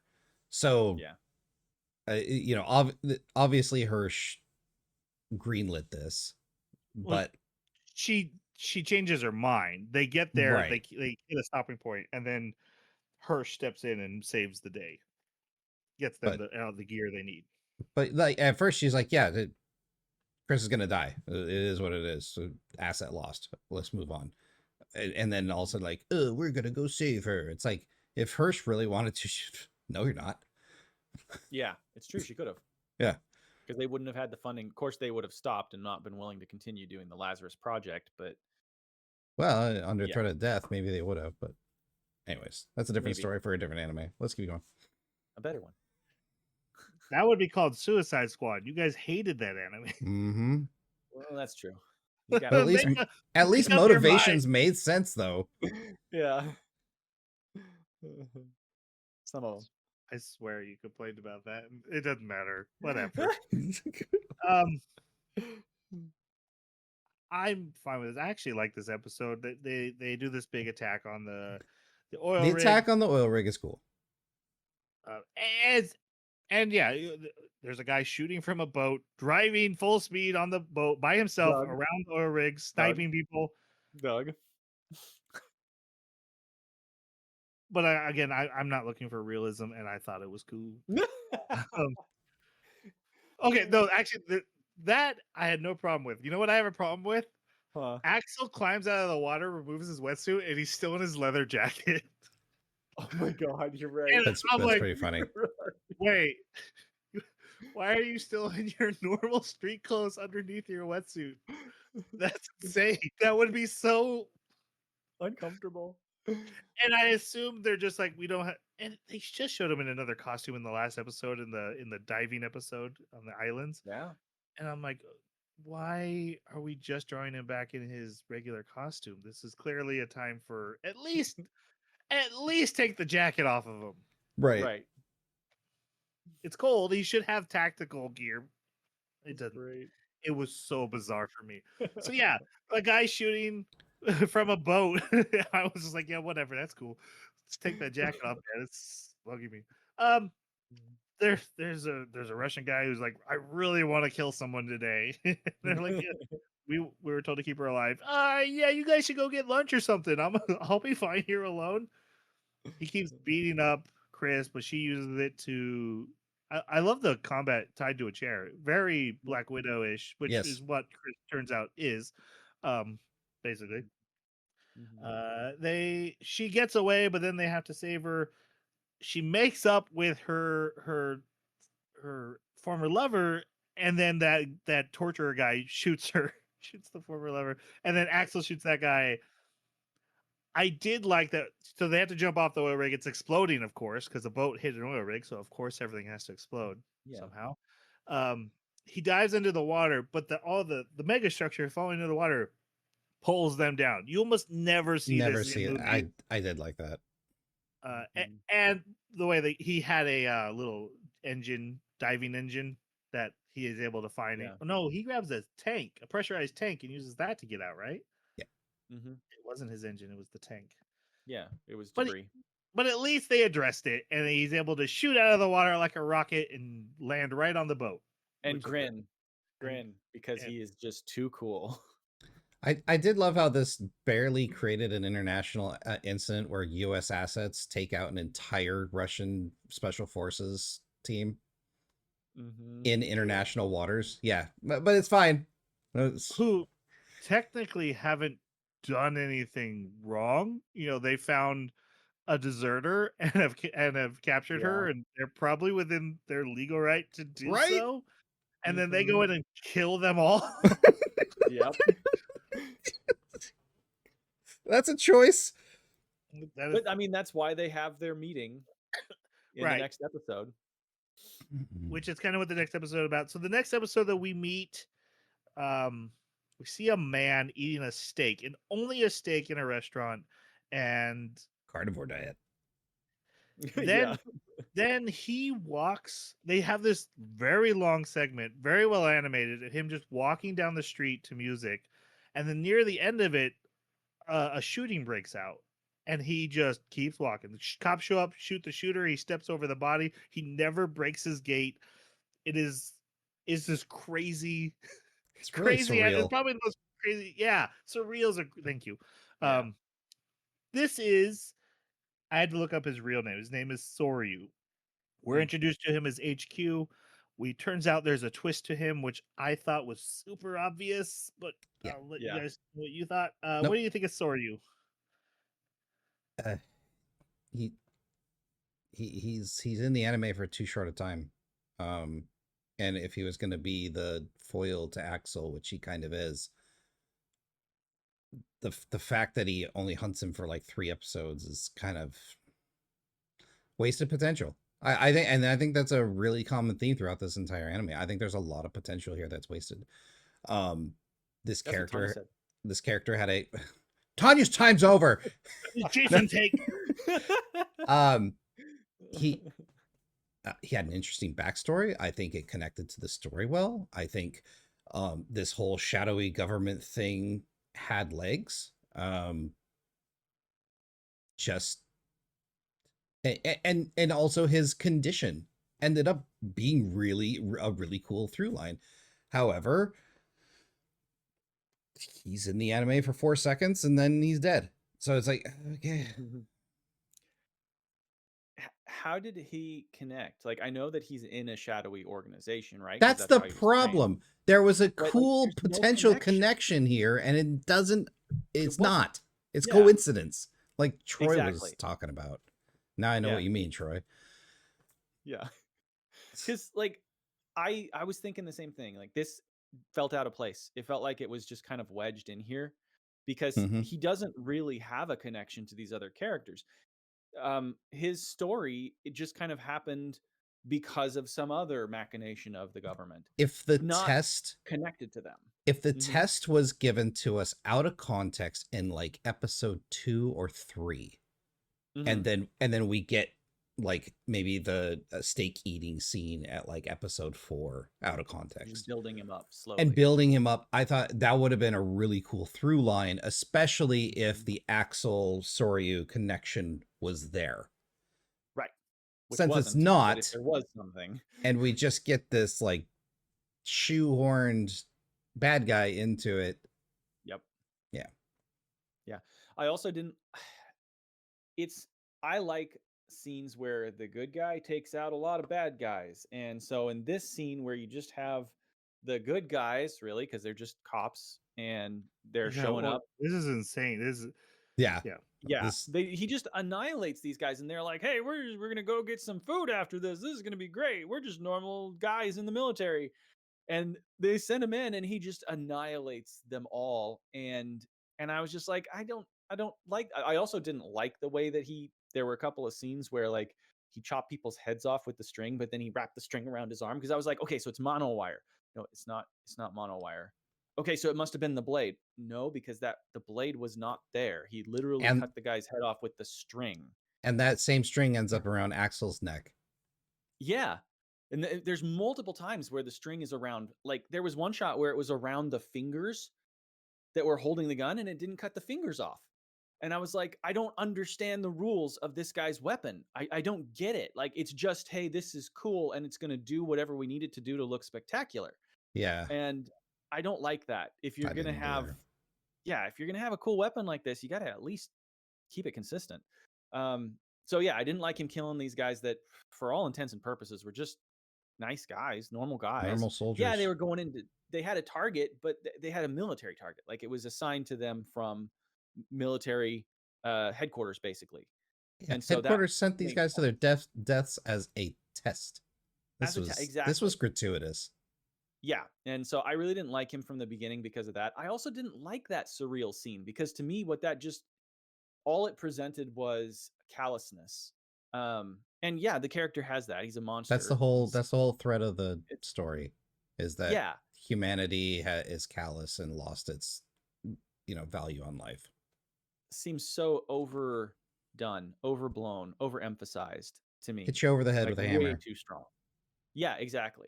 And so this character to me was just, he didn't need to be there. This whole sequence, his presence, you could have cut that out, put it in a different anime as the central portion of that anime, something that could follow along with the main plot. It didn't belong here. It wasn't needed at all.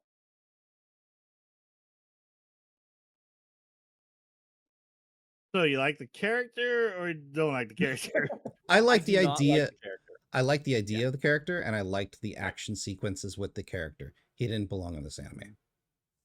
Exactly. Well, no, I thought for sure you guys were going to complain that he's just a remake of Hey from Darker Than Black.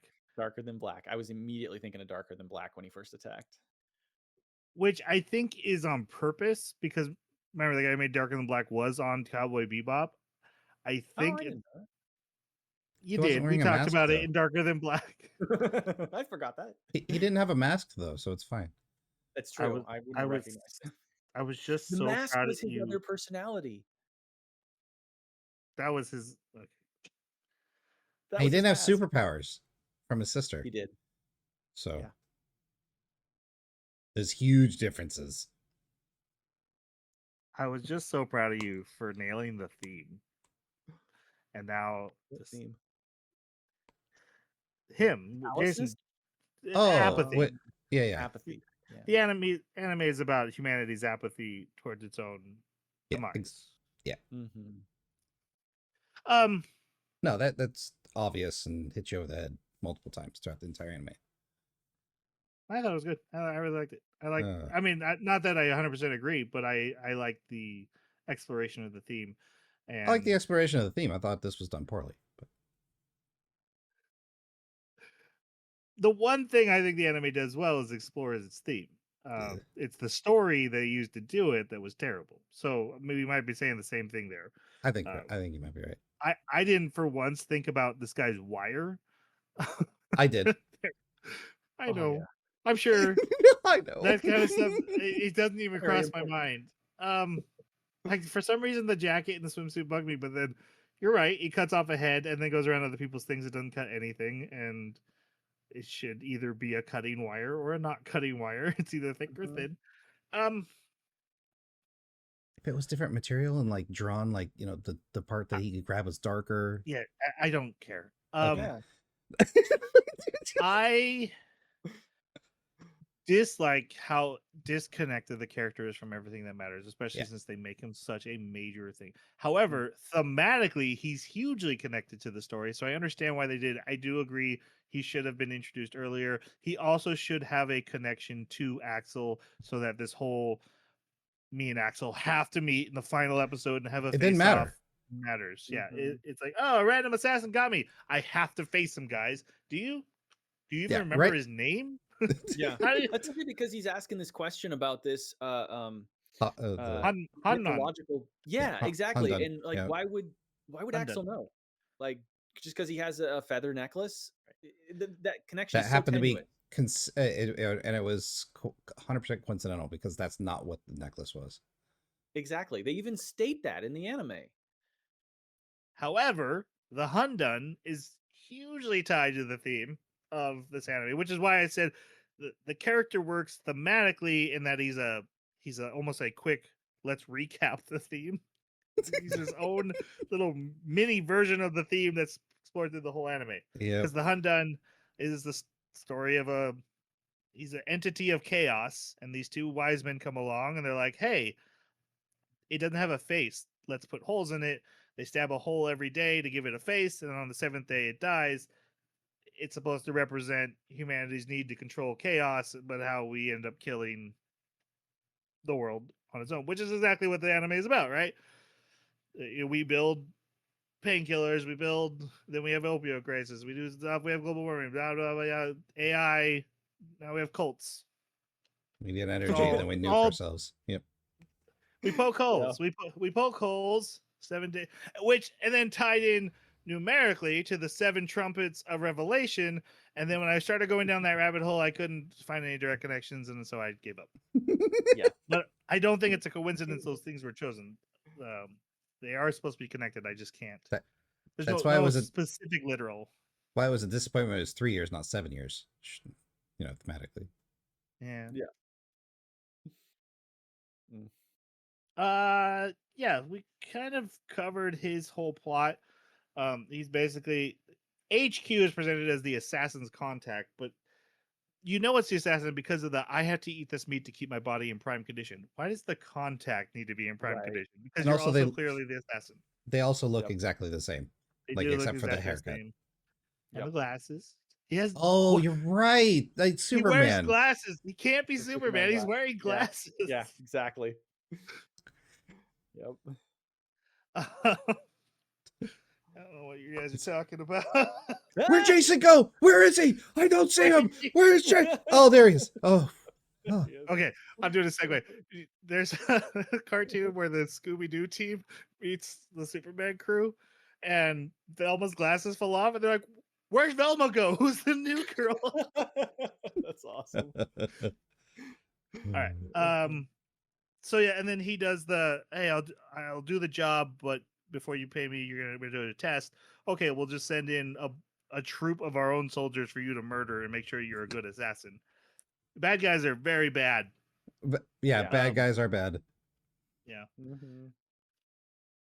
Then there's also the hearing, which is where we meet the bad guy. It's also again the real bad guy, who's this.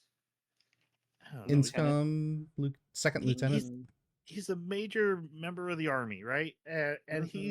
he's the evil villain. His name is Schneider, and we're just meeting him now. And he turns out he's the really problem for everything.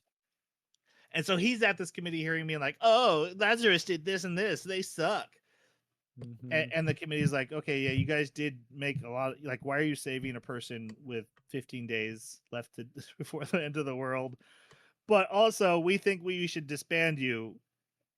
And I couldn't understand what was even going on with this. Like, as far as the purpose, the motivation behind it, I understand that there's, hey, this international incident happened, so we got to convene. But come on, there's literally 15 days left until people start dropping dead. I don't care how evil Schneider is, why would he not look out for his own self-interest? Why would he try to eliminate the one thing that is supposed to try and find a cure that would keep people alive? So, okay, so in his from his perspective, if the world ends, I don't get in trouble. If the world doesn't end and I don't deal with this, I'm dead anyways. So in both situations, he's basically dead. Does that make sense? Like if the world ends, okay. he dies. But if That the world doesn't that end makes and he's found sense. out, he's dead anyways. I think what Okay, Jeremy's that complaint is, if the world's ending, why are we bothering with bureaucratic BS in the first place? Oh yeah. Yeah, This 'cause, panel like, doesn't you're make right. sense at all. But But as yeah. far Except as the for- bad guy's actions, that does make sense.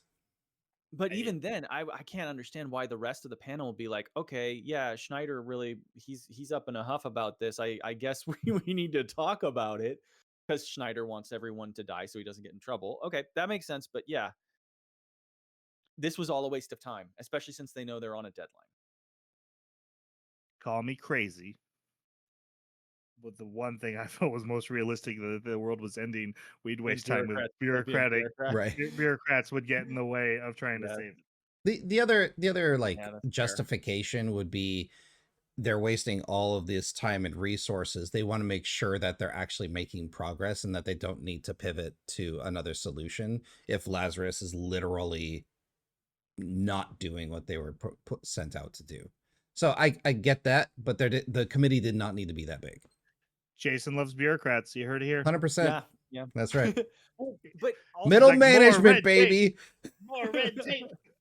What about redundancy? I find it so difficult to believe that Lazarus is the only unit that is trying to accomplish this mission. Well, There they're should not. be like It's implied that there's 5 other or 10 units. other mission. Okay. Yeah, That's why the FBI was investigating the cult at the exact same time as that there, and they even mentioned multiple times we're in a race with the army, the FBI. It is weird. They all seem to clue into the same place at the same time, especially since there's nothing like there's no reason that they needed to go investigate the cult at that point. It was Right. literally just Douglas being like, "Hey guys, I read an article once. Did you Yeah. know?" And then the FBI were also, "Hey, did you guys read that article? We should also go investigate." Yeah. Again, insane coincidences, but everyone is involved. Everyone is looking for even the Russian special ops. That's what they were doing, was looking for Skinner on those same islands at the exact same time as our team. Yeah. All right. Let's bring this plane home, please. Oh, Leland is the spy, but he's actually best friends with the head of the NSA. His dad was close friends with the head of the NSA, so he's like, no, actually, Lazarus is great. I love him. Nothing wrong here. Nothing to see. Then later, and everyone figures out he's a spy. And later, he's like, guys, I'm the spy, and they're like, yeah, we don't care. Like, you didn't do anything. You didn't hurt us in any way. You could have just said it didn't. Just like the I knew Skinner reveal, it's so unimportant that, and they're like, oh guys, I'm the spy. Mm-hmm. Huh?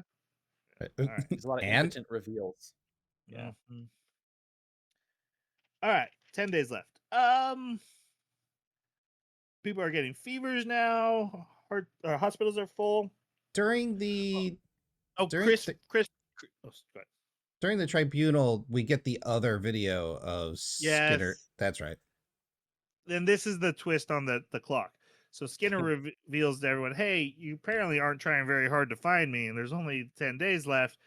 Just so you know, I'm the first person who ever took the Hopna, so I'll die. Now you have a hard clock now the 30 days does matter, because without finding him in this time frame, there can never be a cure, and the world is definitely doomed.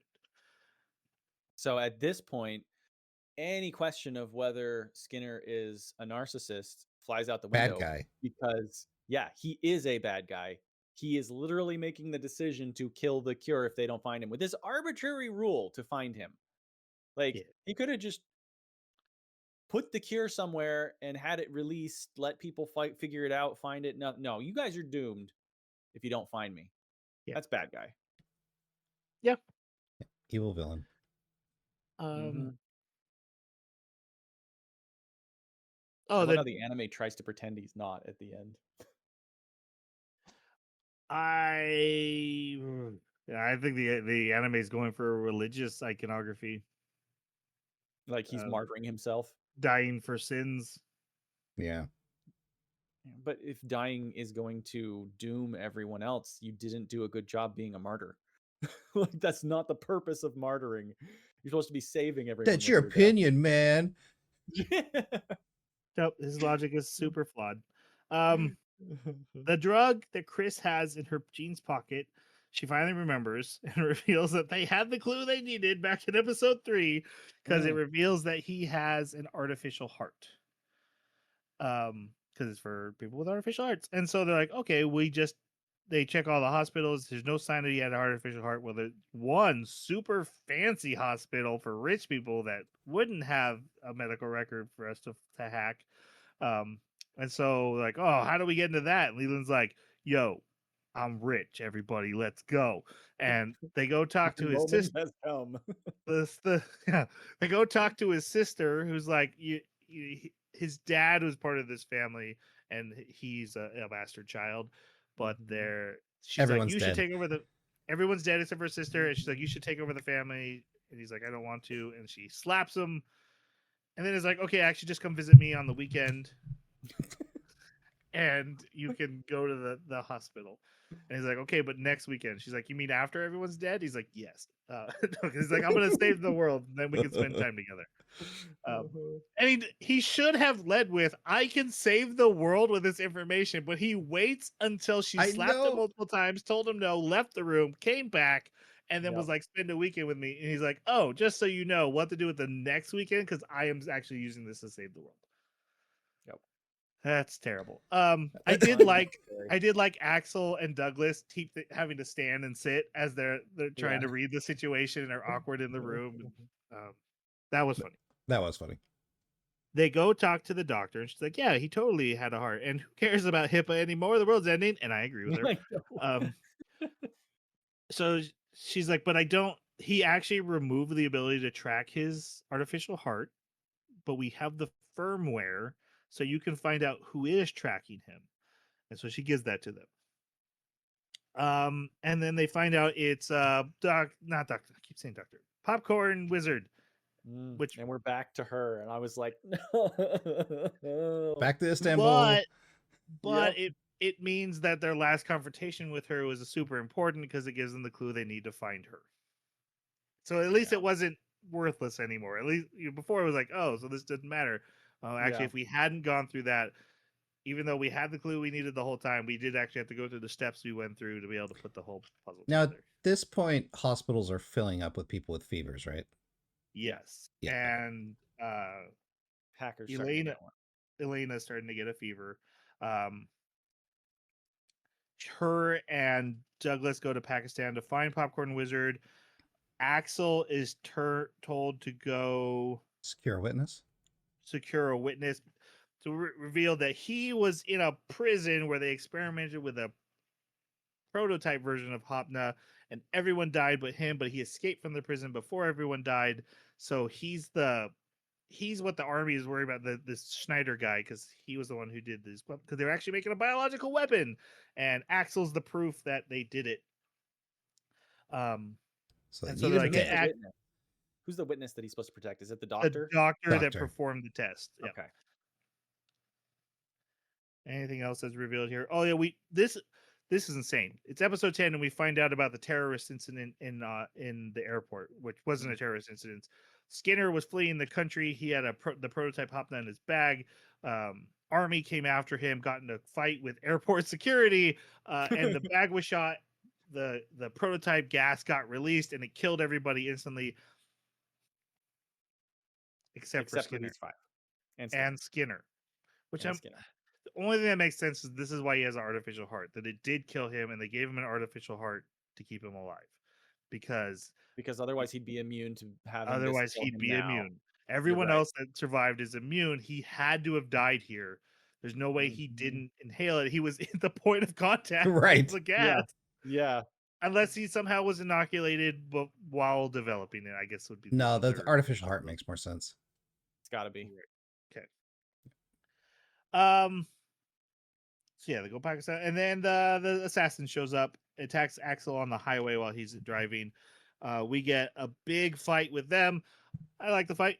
It was okay. They're jumping on trucks and it's not realistic. I know. I just thought it was It fun. was great. My issue was when the guy drops down into traffic and he just starts walking along the white line in between the cars with the grenade, and nobody reacts to a human being walking down the middle of the highway. Nobody swerves, nobody brakes, nobody does anything. They just continue driving by him like It's more it's not complicated than unusual. that. I mean, if you've been in traffic and there's something in the road on the highway, you can't just swerve because there might be someone right next to you. So you make Right, as but much you space slow as you down. can.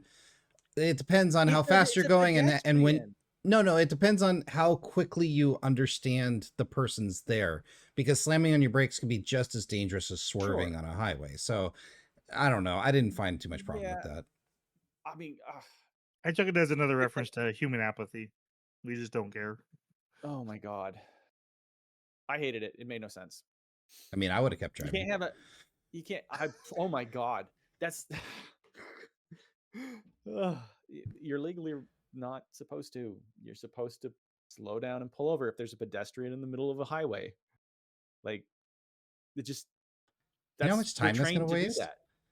I could just Oh my pass God. them. Then Jason, your apathy. I'm sorry, but you're not supposed to be on the highway. If you're on the highway, that's your fault. Oh my God. I don't think it works that way. That's not going to hold up in court. Well, if I pass them and no one knows I was there, Wow. Oh why, my God. why do you keep doubling down on this? Just take the L. Look, I did have the thought of traffic is being insane right now, especially since one side is blown up. The other side would at least slow down and look, because Yeah. we may be apathetic, but we are looky loos. yes, we are. And yeah, you see traffic slow down for just like a cop pulling someone over on the other side of the road. And right there, ooh, look at that, they got caught. Yep. But then there's not a fun action sequence where they're jumping from train to train and throwing grenades at each other. I love the moment where Axel's hanging from a train, barely hanging on, and the guy's like, "Oh, last grenade for you!" throws it at him, and Axel kicks it back up at him. That Straight was that cool. that felt straight out of Cowboy Bebop. That's definitely a Spike move. Like, yeah, I'm not done just because you threw a grenade at me. Let's go. And I don't understand how the assassin got on the boat when Axel falls into the water, Mhm. and then he climbs onto Yeah. the boat, and the assassin's driving the boat. And dry. He wasn't dripping either. And right, yeah. So he must have like got off the highway, grabbed the boat, drove around, and picked him up so he could finish killing him. Yep. Then they crash into a dock, and this is where the talk about the Hundun, the assassin, he's part of the Hundun program. So he's like, "What happened to the Hundun? I know it gets stabbed, but what happened to it?" Then they stab each other. Chris shows up to save them. At the same time, Hirsch is like, I'm just gonna go talk to the army. We can settle this. I'll just like blackmail them. It'll be fine. Goes in a room with the villain and is like, I know everything you did. He's like, okay, well then you're under arrest. Right. Yeah. I've You're captured never you. leaving this You're room. not leaving. Exactly. And then Abel shows up at Lazarus' base. Is like, hey, I'm actually the boss. Where is Hirsch? She left a letter saying she was gonna go do something stupid. Guess I gotta go talk to the Dang it, president. Hirsch. So he goes off to meet the president. Um, Who is already getting the starlit eyes and is stuck in her bed. right, because the president was part of the test run. Also, I need to know how fast this drug got into production, because that means if other people are getting fevers, like in weeks, they went from testing to mass production. Mm-hmm. Well, they That's do Yeah, the it same doesn't thing for make the sense. cure. So Well, yeah, but I but mean, this and isn't. also for the president to take it among the first people to take a drug, that seems very. I mean, maybe she wasn't the president yet. I don't know if this is well, her second obviously. term or first term, but well, second or first term, Yeah, but I I guess don't that's know true. if she like I don't know. I don't know. Yeah. Congress people do weird things sometimes, so maybe. True. Yeah, we'll just let that go. Yeah. I just said that, and look, Jason, I get your point, but this wasn't a life saving cure. This was literally just painkiller. They hit the market so fast. Yeah. But um, Oh yeah, and Doug was attacked. Doug and Elena were attacked by the army. He got hit by a car, and she was able to escape and found Popcorn Wizard, but collapsed from her fever. Popcorn Wizard doesn't matter. I'm going fast. You got it. Her and Popcorn Wizard become best friends, and she's like, "Hey, the Skinner said if you found me, I had to give you the information." So they get the information, and guess where Skinner is? Where? Homeless. He's in a homeless camp. In What? Babylonia. They were Babylonia. right there Possibly. the whole time. It couldn't possibly be the one homeless camp that they've already been to, could it? The one, because I'm sure there's more than one. Also, the city is named Babylonian City, and that's not by accident. No, of course. More religious iconography. Mhm. And the angel watching on the Clever. tower. Yep. Very clever. Oh yeah, and this is where now Abel's assistant brings Dr. 909 out of prison to help them. And all he does is find out that HQ and the assassin are the same person.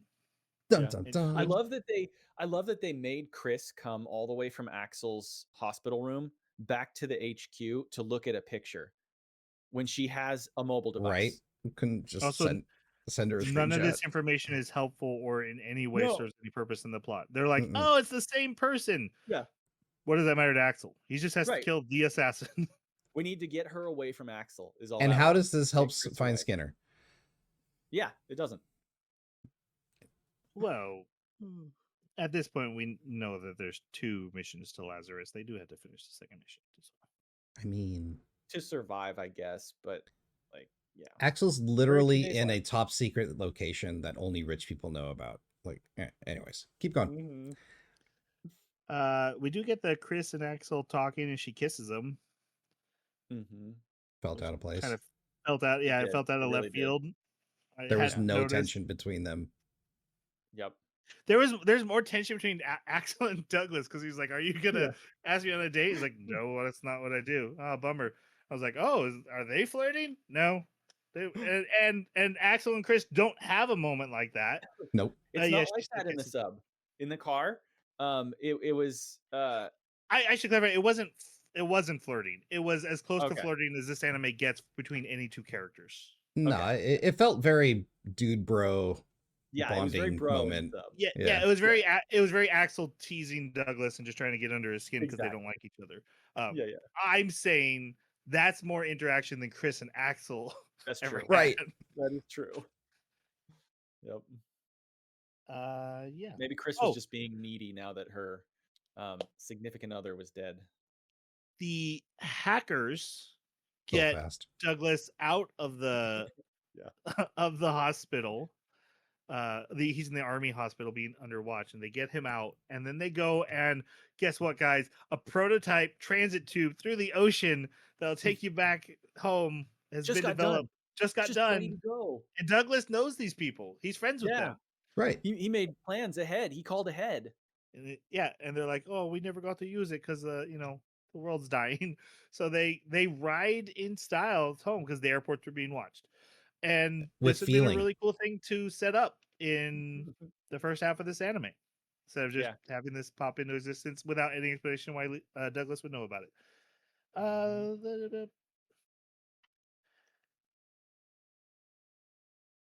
What a coincidence.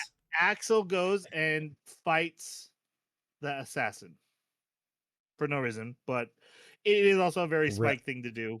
So unnecessary. And he's still recovering from a spear through the gut. But in character. Yeah. I think it's in character. Is it? Yeah, as much as the characters we get. Nowhere in this entire anime is he like a revenge kind of guy or a I'm gonna finish the job kind of guy. He's a I'm gonna escape and go do my own thing. I don't know. You're right. I am overwriting him with Spike from Cowboy Bebop, and this is 100% a Spike from Cowboy Bebop move. So when it happened, I was like, yeah, this is what I expected. But you are right.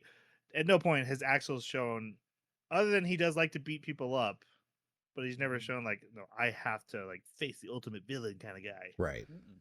Yeah. And he's, a hole in his gut. Yeah. And while they're fighting, an army helicopter comes to kill them both. They get shot at and they go both take cover at separate locations. Axel jumps out to distract it. The assassin shoots it with a rocket launcher that he had. And That then he the brought helicopter and crashes. Why did he bring it? Well, he knew there was going to be an attack helicopter. Look, I he know brought that's it. the only thing I could think of. He brought it. You can't pretend like it didn't come out. It came out of nowhere. Look, it's fine. No, it's not fine. He brought Actually, it yeah, for a this scene duel bugged with Axel. the absolute crap out of me. But Well, I was bugged by something else. Okay, Axel okay. seems surprised when he shoots down the helicopter, and I was like, "Wait, Right? wasn't that your plan?" this was Yeah. the whole reason you stood up to distract them.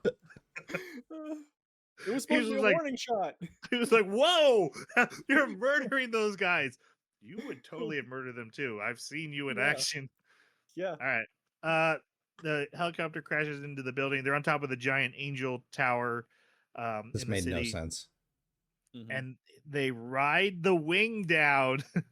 Mhm. There is no way the size of that helicopter and the size of the explosion that happened would have taken out the entire top of that building. I'm sorry. I That's agree. just not the It only took out the side.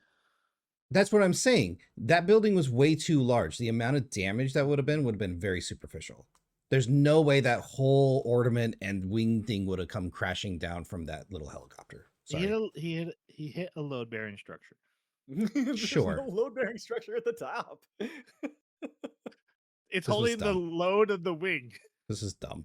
Yeah. Come on. That's I think from the moment this They fight needed it to started, fall it was all down. just ridiculous. They needed it to fall. Everything. They thought this would be a cool sequence, so they Mhm. worked backwards from the cool sequence, and I didn't like it. Yeah. Everything from the start of this fight was absolutely ridiculous and silly. He brings a rocket launcher, which he doesn't use on Axel. In the last fight, Axel had literally embedded a machete or cleaver into the guy's thigh. That would have severed the thigh muscles there. He's not doing his little flips and tumbles through the air. That's absolute garbage. And There's Kuchetzi no bled way. out right there once he got into the Yeah. water. That's right. And then Axel had a spear through his gut where the doctor was like, I don't know if he's going to live. Maybe it's up to him if he lives or not. And he's out there doing moves. Sure, every now and then he falls down and is like, oh, I have a tummy ache. Oh, my tummy. Yeah. But just the combat, everything about that was absolutely The it didn't amount belong in an anime that tried to be real in any way. the amount of work your core has to do those kinds of punches and Yes. kicks and flips is Yeah.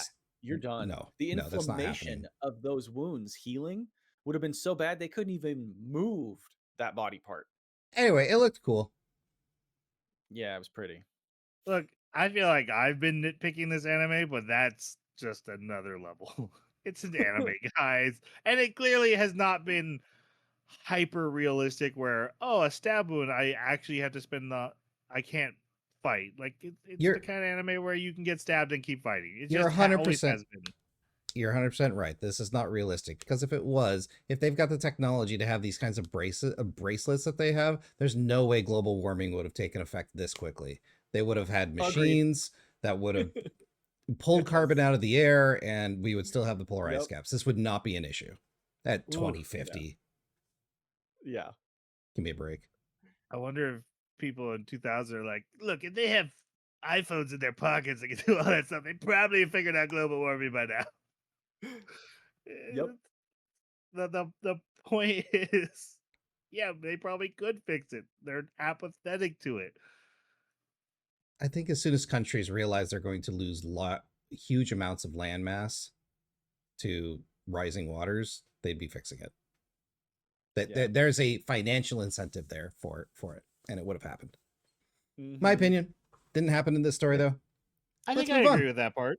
The financial incentive. I think that'd be enough to get stuff moving on it. The question is, I don't know enough about global warming to have any debate, and I don't want to have it on this podcast, so we're not going to even get into it. No, that's fine. That's fine. I'm just saying that with the significant technological advancements that we see within the story, it's a hard leap for me to take that wouldn't have been something fixed. If this is all one universe, then we know that the future of this population is actually mostly leaving and going to Mars. and That's terraforming true. Mars instead. Even though it always Right. seems like Yeah. gave Yeah. up. Let's build technology to terraform Mars, but not fix our home planet. Great But job, we can't, guys. oh my god, yeah.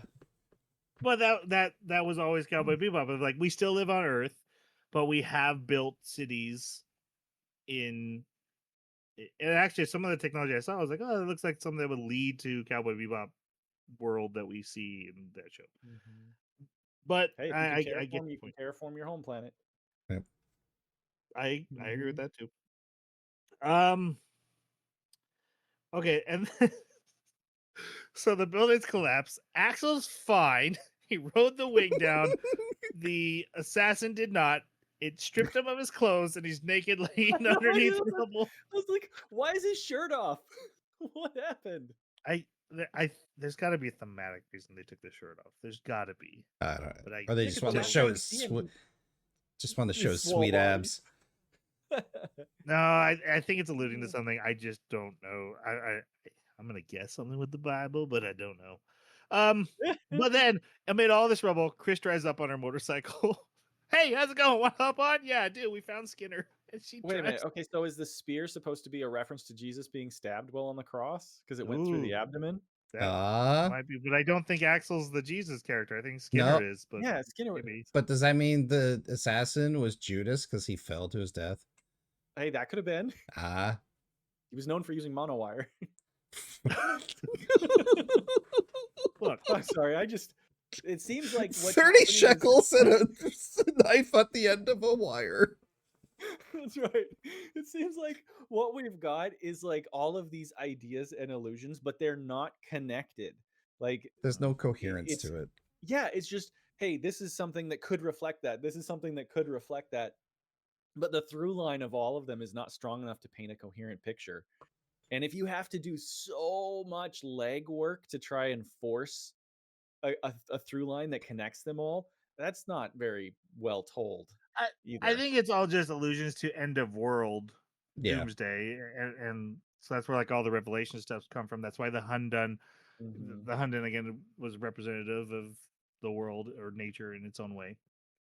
Hmm. I like the Hundun thing. I thought was great. I was like, this is so cool, especially when I read up the story of what the Hundun was and the 7 holes. I was like, that is a really good way to do a quick recap of your theme through the whole thing. That part I like, but yeah, what is the point of a lot of this? Yeah. Like we before the show we were talking about the dreidel. There's a dreidel shown in a lot of opening Yeah. shots, and Never pays off. yeah, It's never explained. the dreidel refers to the miracle of Hanukkah, but how does that is that supposed to connect? I can't tell you. And then it Mhm. falls, and All right, so we're at the end. finally.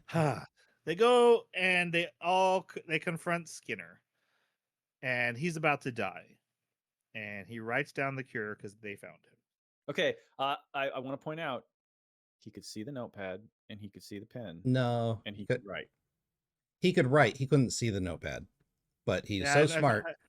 Have you ever closed your eyes and tried to draw something like But that? he's so smart and so sciencey that he was able to do it even with his eyes closed, basically.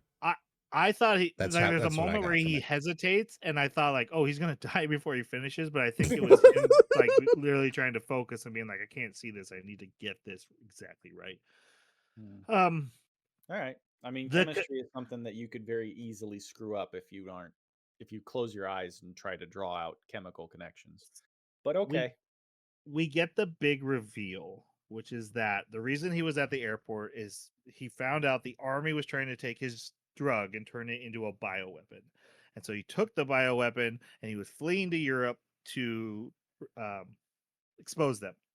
And they went after him, and the incident at the airport happened. The gas got released, and everybody died, and he blames himself. And now he wants to expose them too. So to get people to investigate into this bioweapon, he created Hopna, made it almost kill everyone in 3 years, poisoned himself first, and then said, "Find me," knowing they'd have to go through his dirty laundry and all that army crap. And so the army's been I shouldn't say just the army. It's Schneider has been trying to cover it up this whole time. And their connection, the reason the members of Lazarus were chosen is because they were all at the hospital and Airport. exposed. Yeah, sorry, airport and exposed to the bioweapon. They all died, but then came back. It mutated in them. They came back to life, and they were immune to Hopna. Mm-hmm. Which It was not about their qualifications. It So was not about their I background. do want to get a little clarification because I think I might be misunderstanding something about the timeline. Was the bioweapon created first, or was Hopna created first and they mutated it into the bioweapon?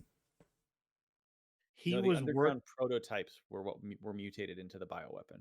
Yeah, I think he was working on Hopna, and because it could be used as a bioweapon, the government got interested and were funding his So research, but they wanted the bioweapon, not the actual so did medicine. Hopna, the drug that everyone took, did it come out onto the market before the bioweapon? No, Mm-mm. Okay, I was It- under that impression. it's bioweapon.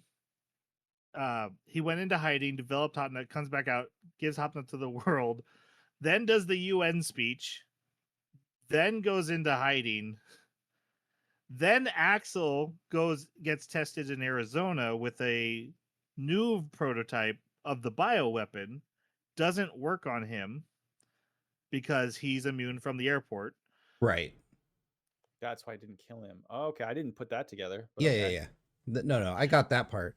The only reason is like, okay, so he bought the islands so that he could use the folks that had to relocate in order to develop a drug that does no pain, right? Which was Mhm. yes. Okay. Yeah, And study their genes. during the prototypes of Hopna, the government finds out, oh, we could mutate this into something deadly. Mhm. Yes. Okay. And then he doesn't create the timed poison until he goes into hiding. Until after the airport incident, that's when he starts working on the The market drug. Hopna. market drug that will have the time poison Okay. to expose the army's bioweapon. Mm-hmm. Okay. The only reason it makes me question it a bit is because when did he give the UN speech about global warming and the ice caps melting? Right, almost right before he disappears. Because it was 3 years ago to the day when they melted 15 days ago. So it's like 15 days before he disappears. Mm-hmm. Disappears for good or disappears and then comes back? Disappears for good. For good, yeah. Okay. Until the video announcement. Because it seems like Hirsch said that he'd been trying to warn people about climate change for Right. Mhm. years and years and years. Yep. So this is the events that I think happened, and I could be wrong, is that he's been trying to get people to recognize about the ice caps. Nobody's listening to him. So he creates a drug with a trigger poison. The government finds out about it to make a bioweapon. If that's the order of events here, because the only reason I think that is because how would they know the prototype was poisonous unless he was already working on the trigger?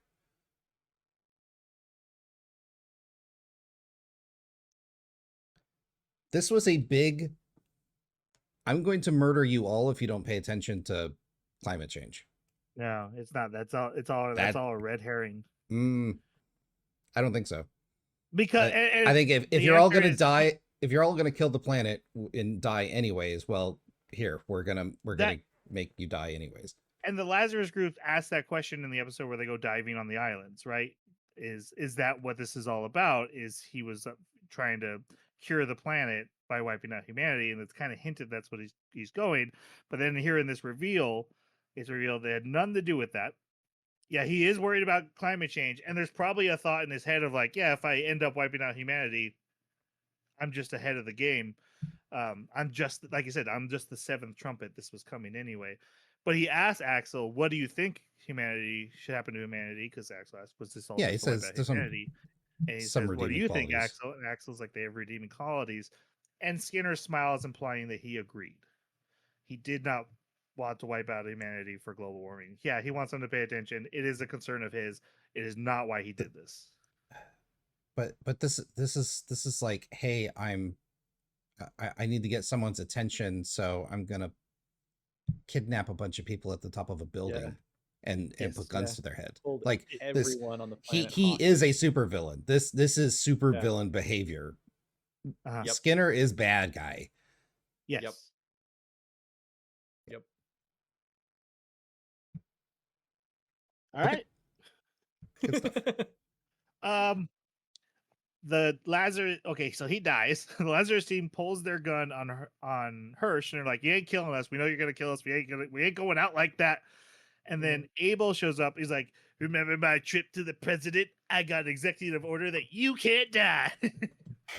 Because he's like, "You were right. We were totes gonna kill you, However, but I got the president to say you can live, so you're all free. How'd you like to work for me?" No.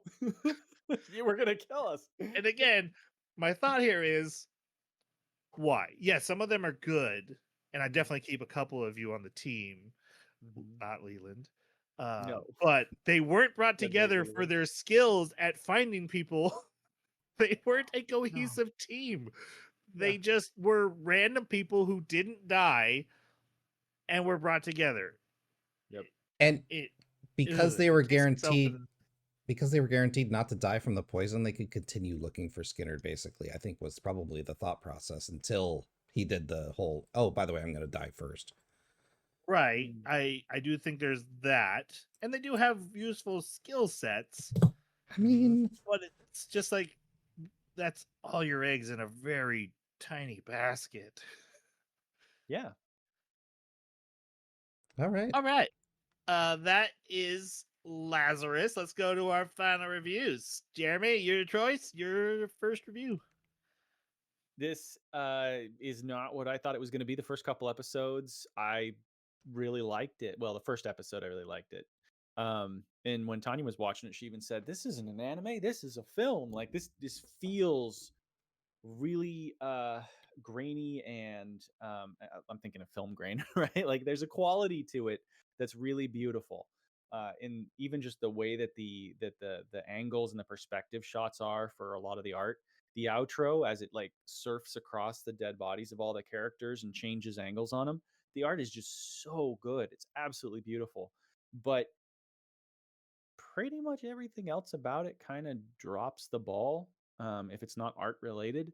The storytelling, the characters, the central plot, the things that are added, the way information is revealed, even the villain, like it just, to me it came across as something that thought it was better than it was, like a bit pretentious. um and I'm just not a fan. I got to give this one. I've been battling with myself. It's a 1. It's not even a 2. It's right there below a 2. It was almost going to scrape it, but after this whole discussion, it's a 1 for me. All It's right, a 1 for Jason. Tanya too. Go ahead. She doesn't get Tanya's a time score. was at the beginning. It's again, this is potential wasted the anime. We had brilliant fight scenes, amazing art direction, choreography was really nice, and some of the characters had really likable characteristics that could have been explored or given some backstory, or at least make me care about the characters a little bit. But this anime was so focused not just on a central theme, but on its just hit you over the head with my, pet project. At least that's what it felt like. I didn't like being preached to all anime, honestly. And I don't mind this kind of storytelling. I don't. This kind of theme I think is great to explore. The messaging of this anime is not what I'm against. It's the way it was done. Again, make me care about the characters. I can't give it a 1 because the anime is just so beautiful. So I'm gonna give it a 2. I didn't enjoy it. I was bored, but I didn't hate it. So that's kind of where I'm at. I'm. There's so many great things. There's so many terrible things. Terrible characters, great animation, great themes, terrible plot and contrivances. Got a great vibe. If you like jazz, Yeah. That's what put it Uh, to a 1. the the Yes. biggest thing I disagree with Jason is the preachiness. I felt like, oh my god, we're gonna go into something really preachy when it started talking about the global warming. Regardless how you feel about it, it was like, oh, okay, this is just gonna be a global warming. But it touched on it and it bounced off, and I thought then it was really just touching on things we get anxious about but don't do things about as a world. You know, there's global warming, talking about opioids, talking about AI, it's talking about all these things that are happening, and we just kind of say, okay, I'm going to go about my business. And it wasn't even saying you have to, it was just kind of addressing the fact that did that ending. I thought it was, hey, Axel is the one who's immune. It's a hint to that, but then okay, but no, all those other characters were also immune. So is it everyone's just laying down to die in the middle of the road, and he's the one who stands up to do something?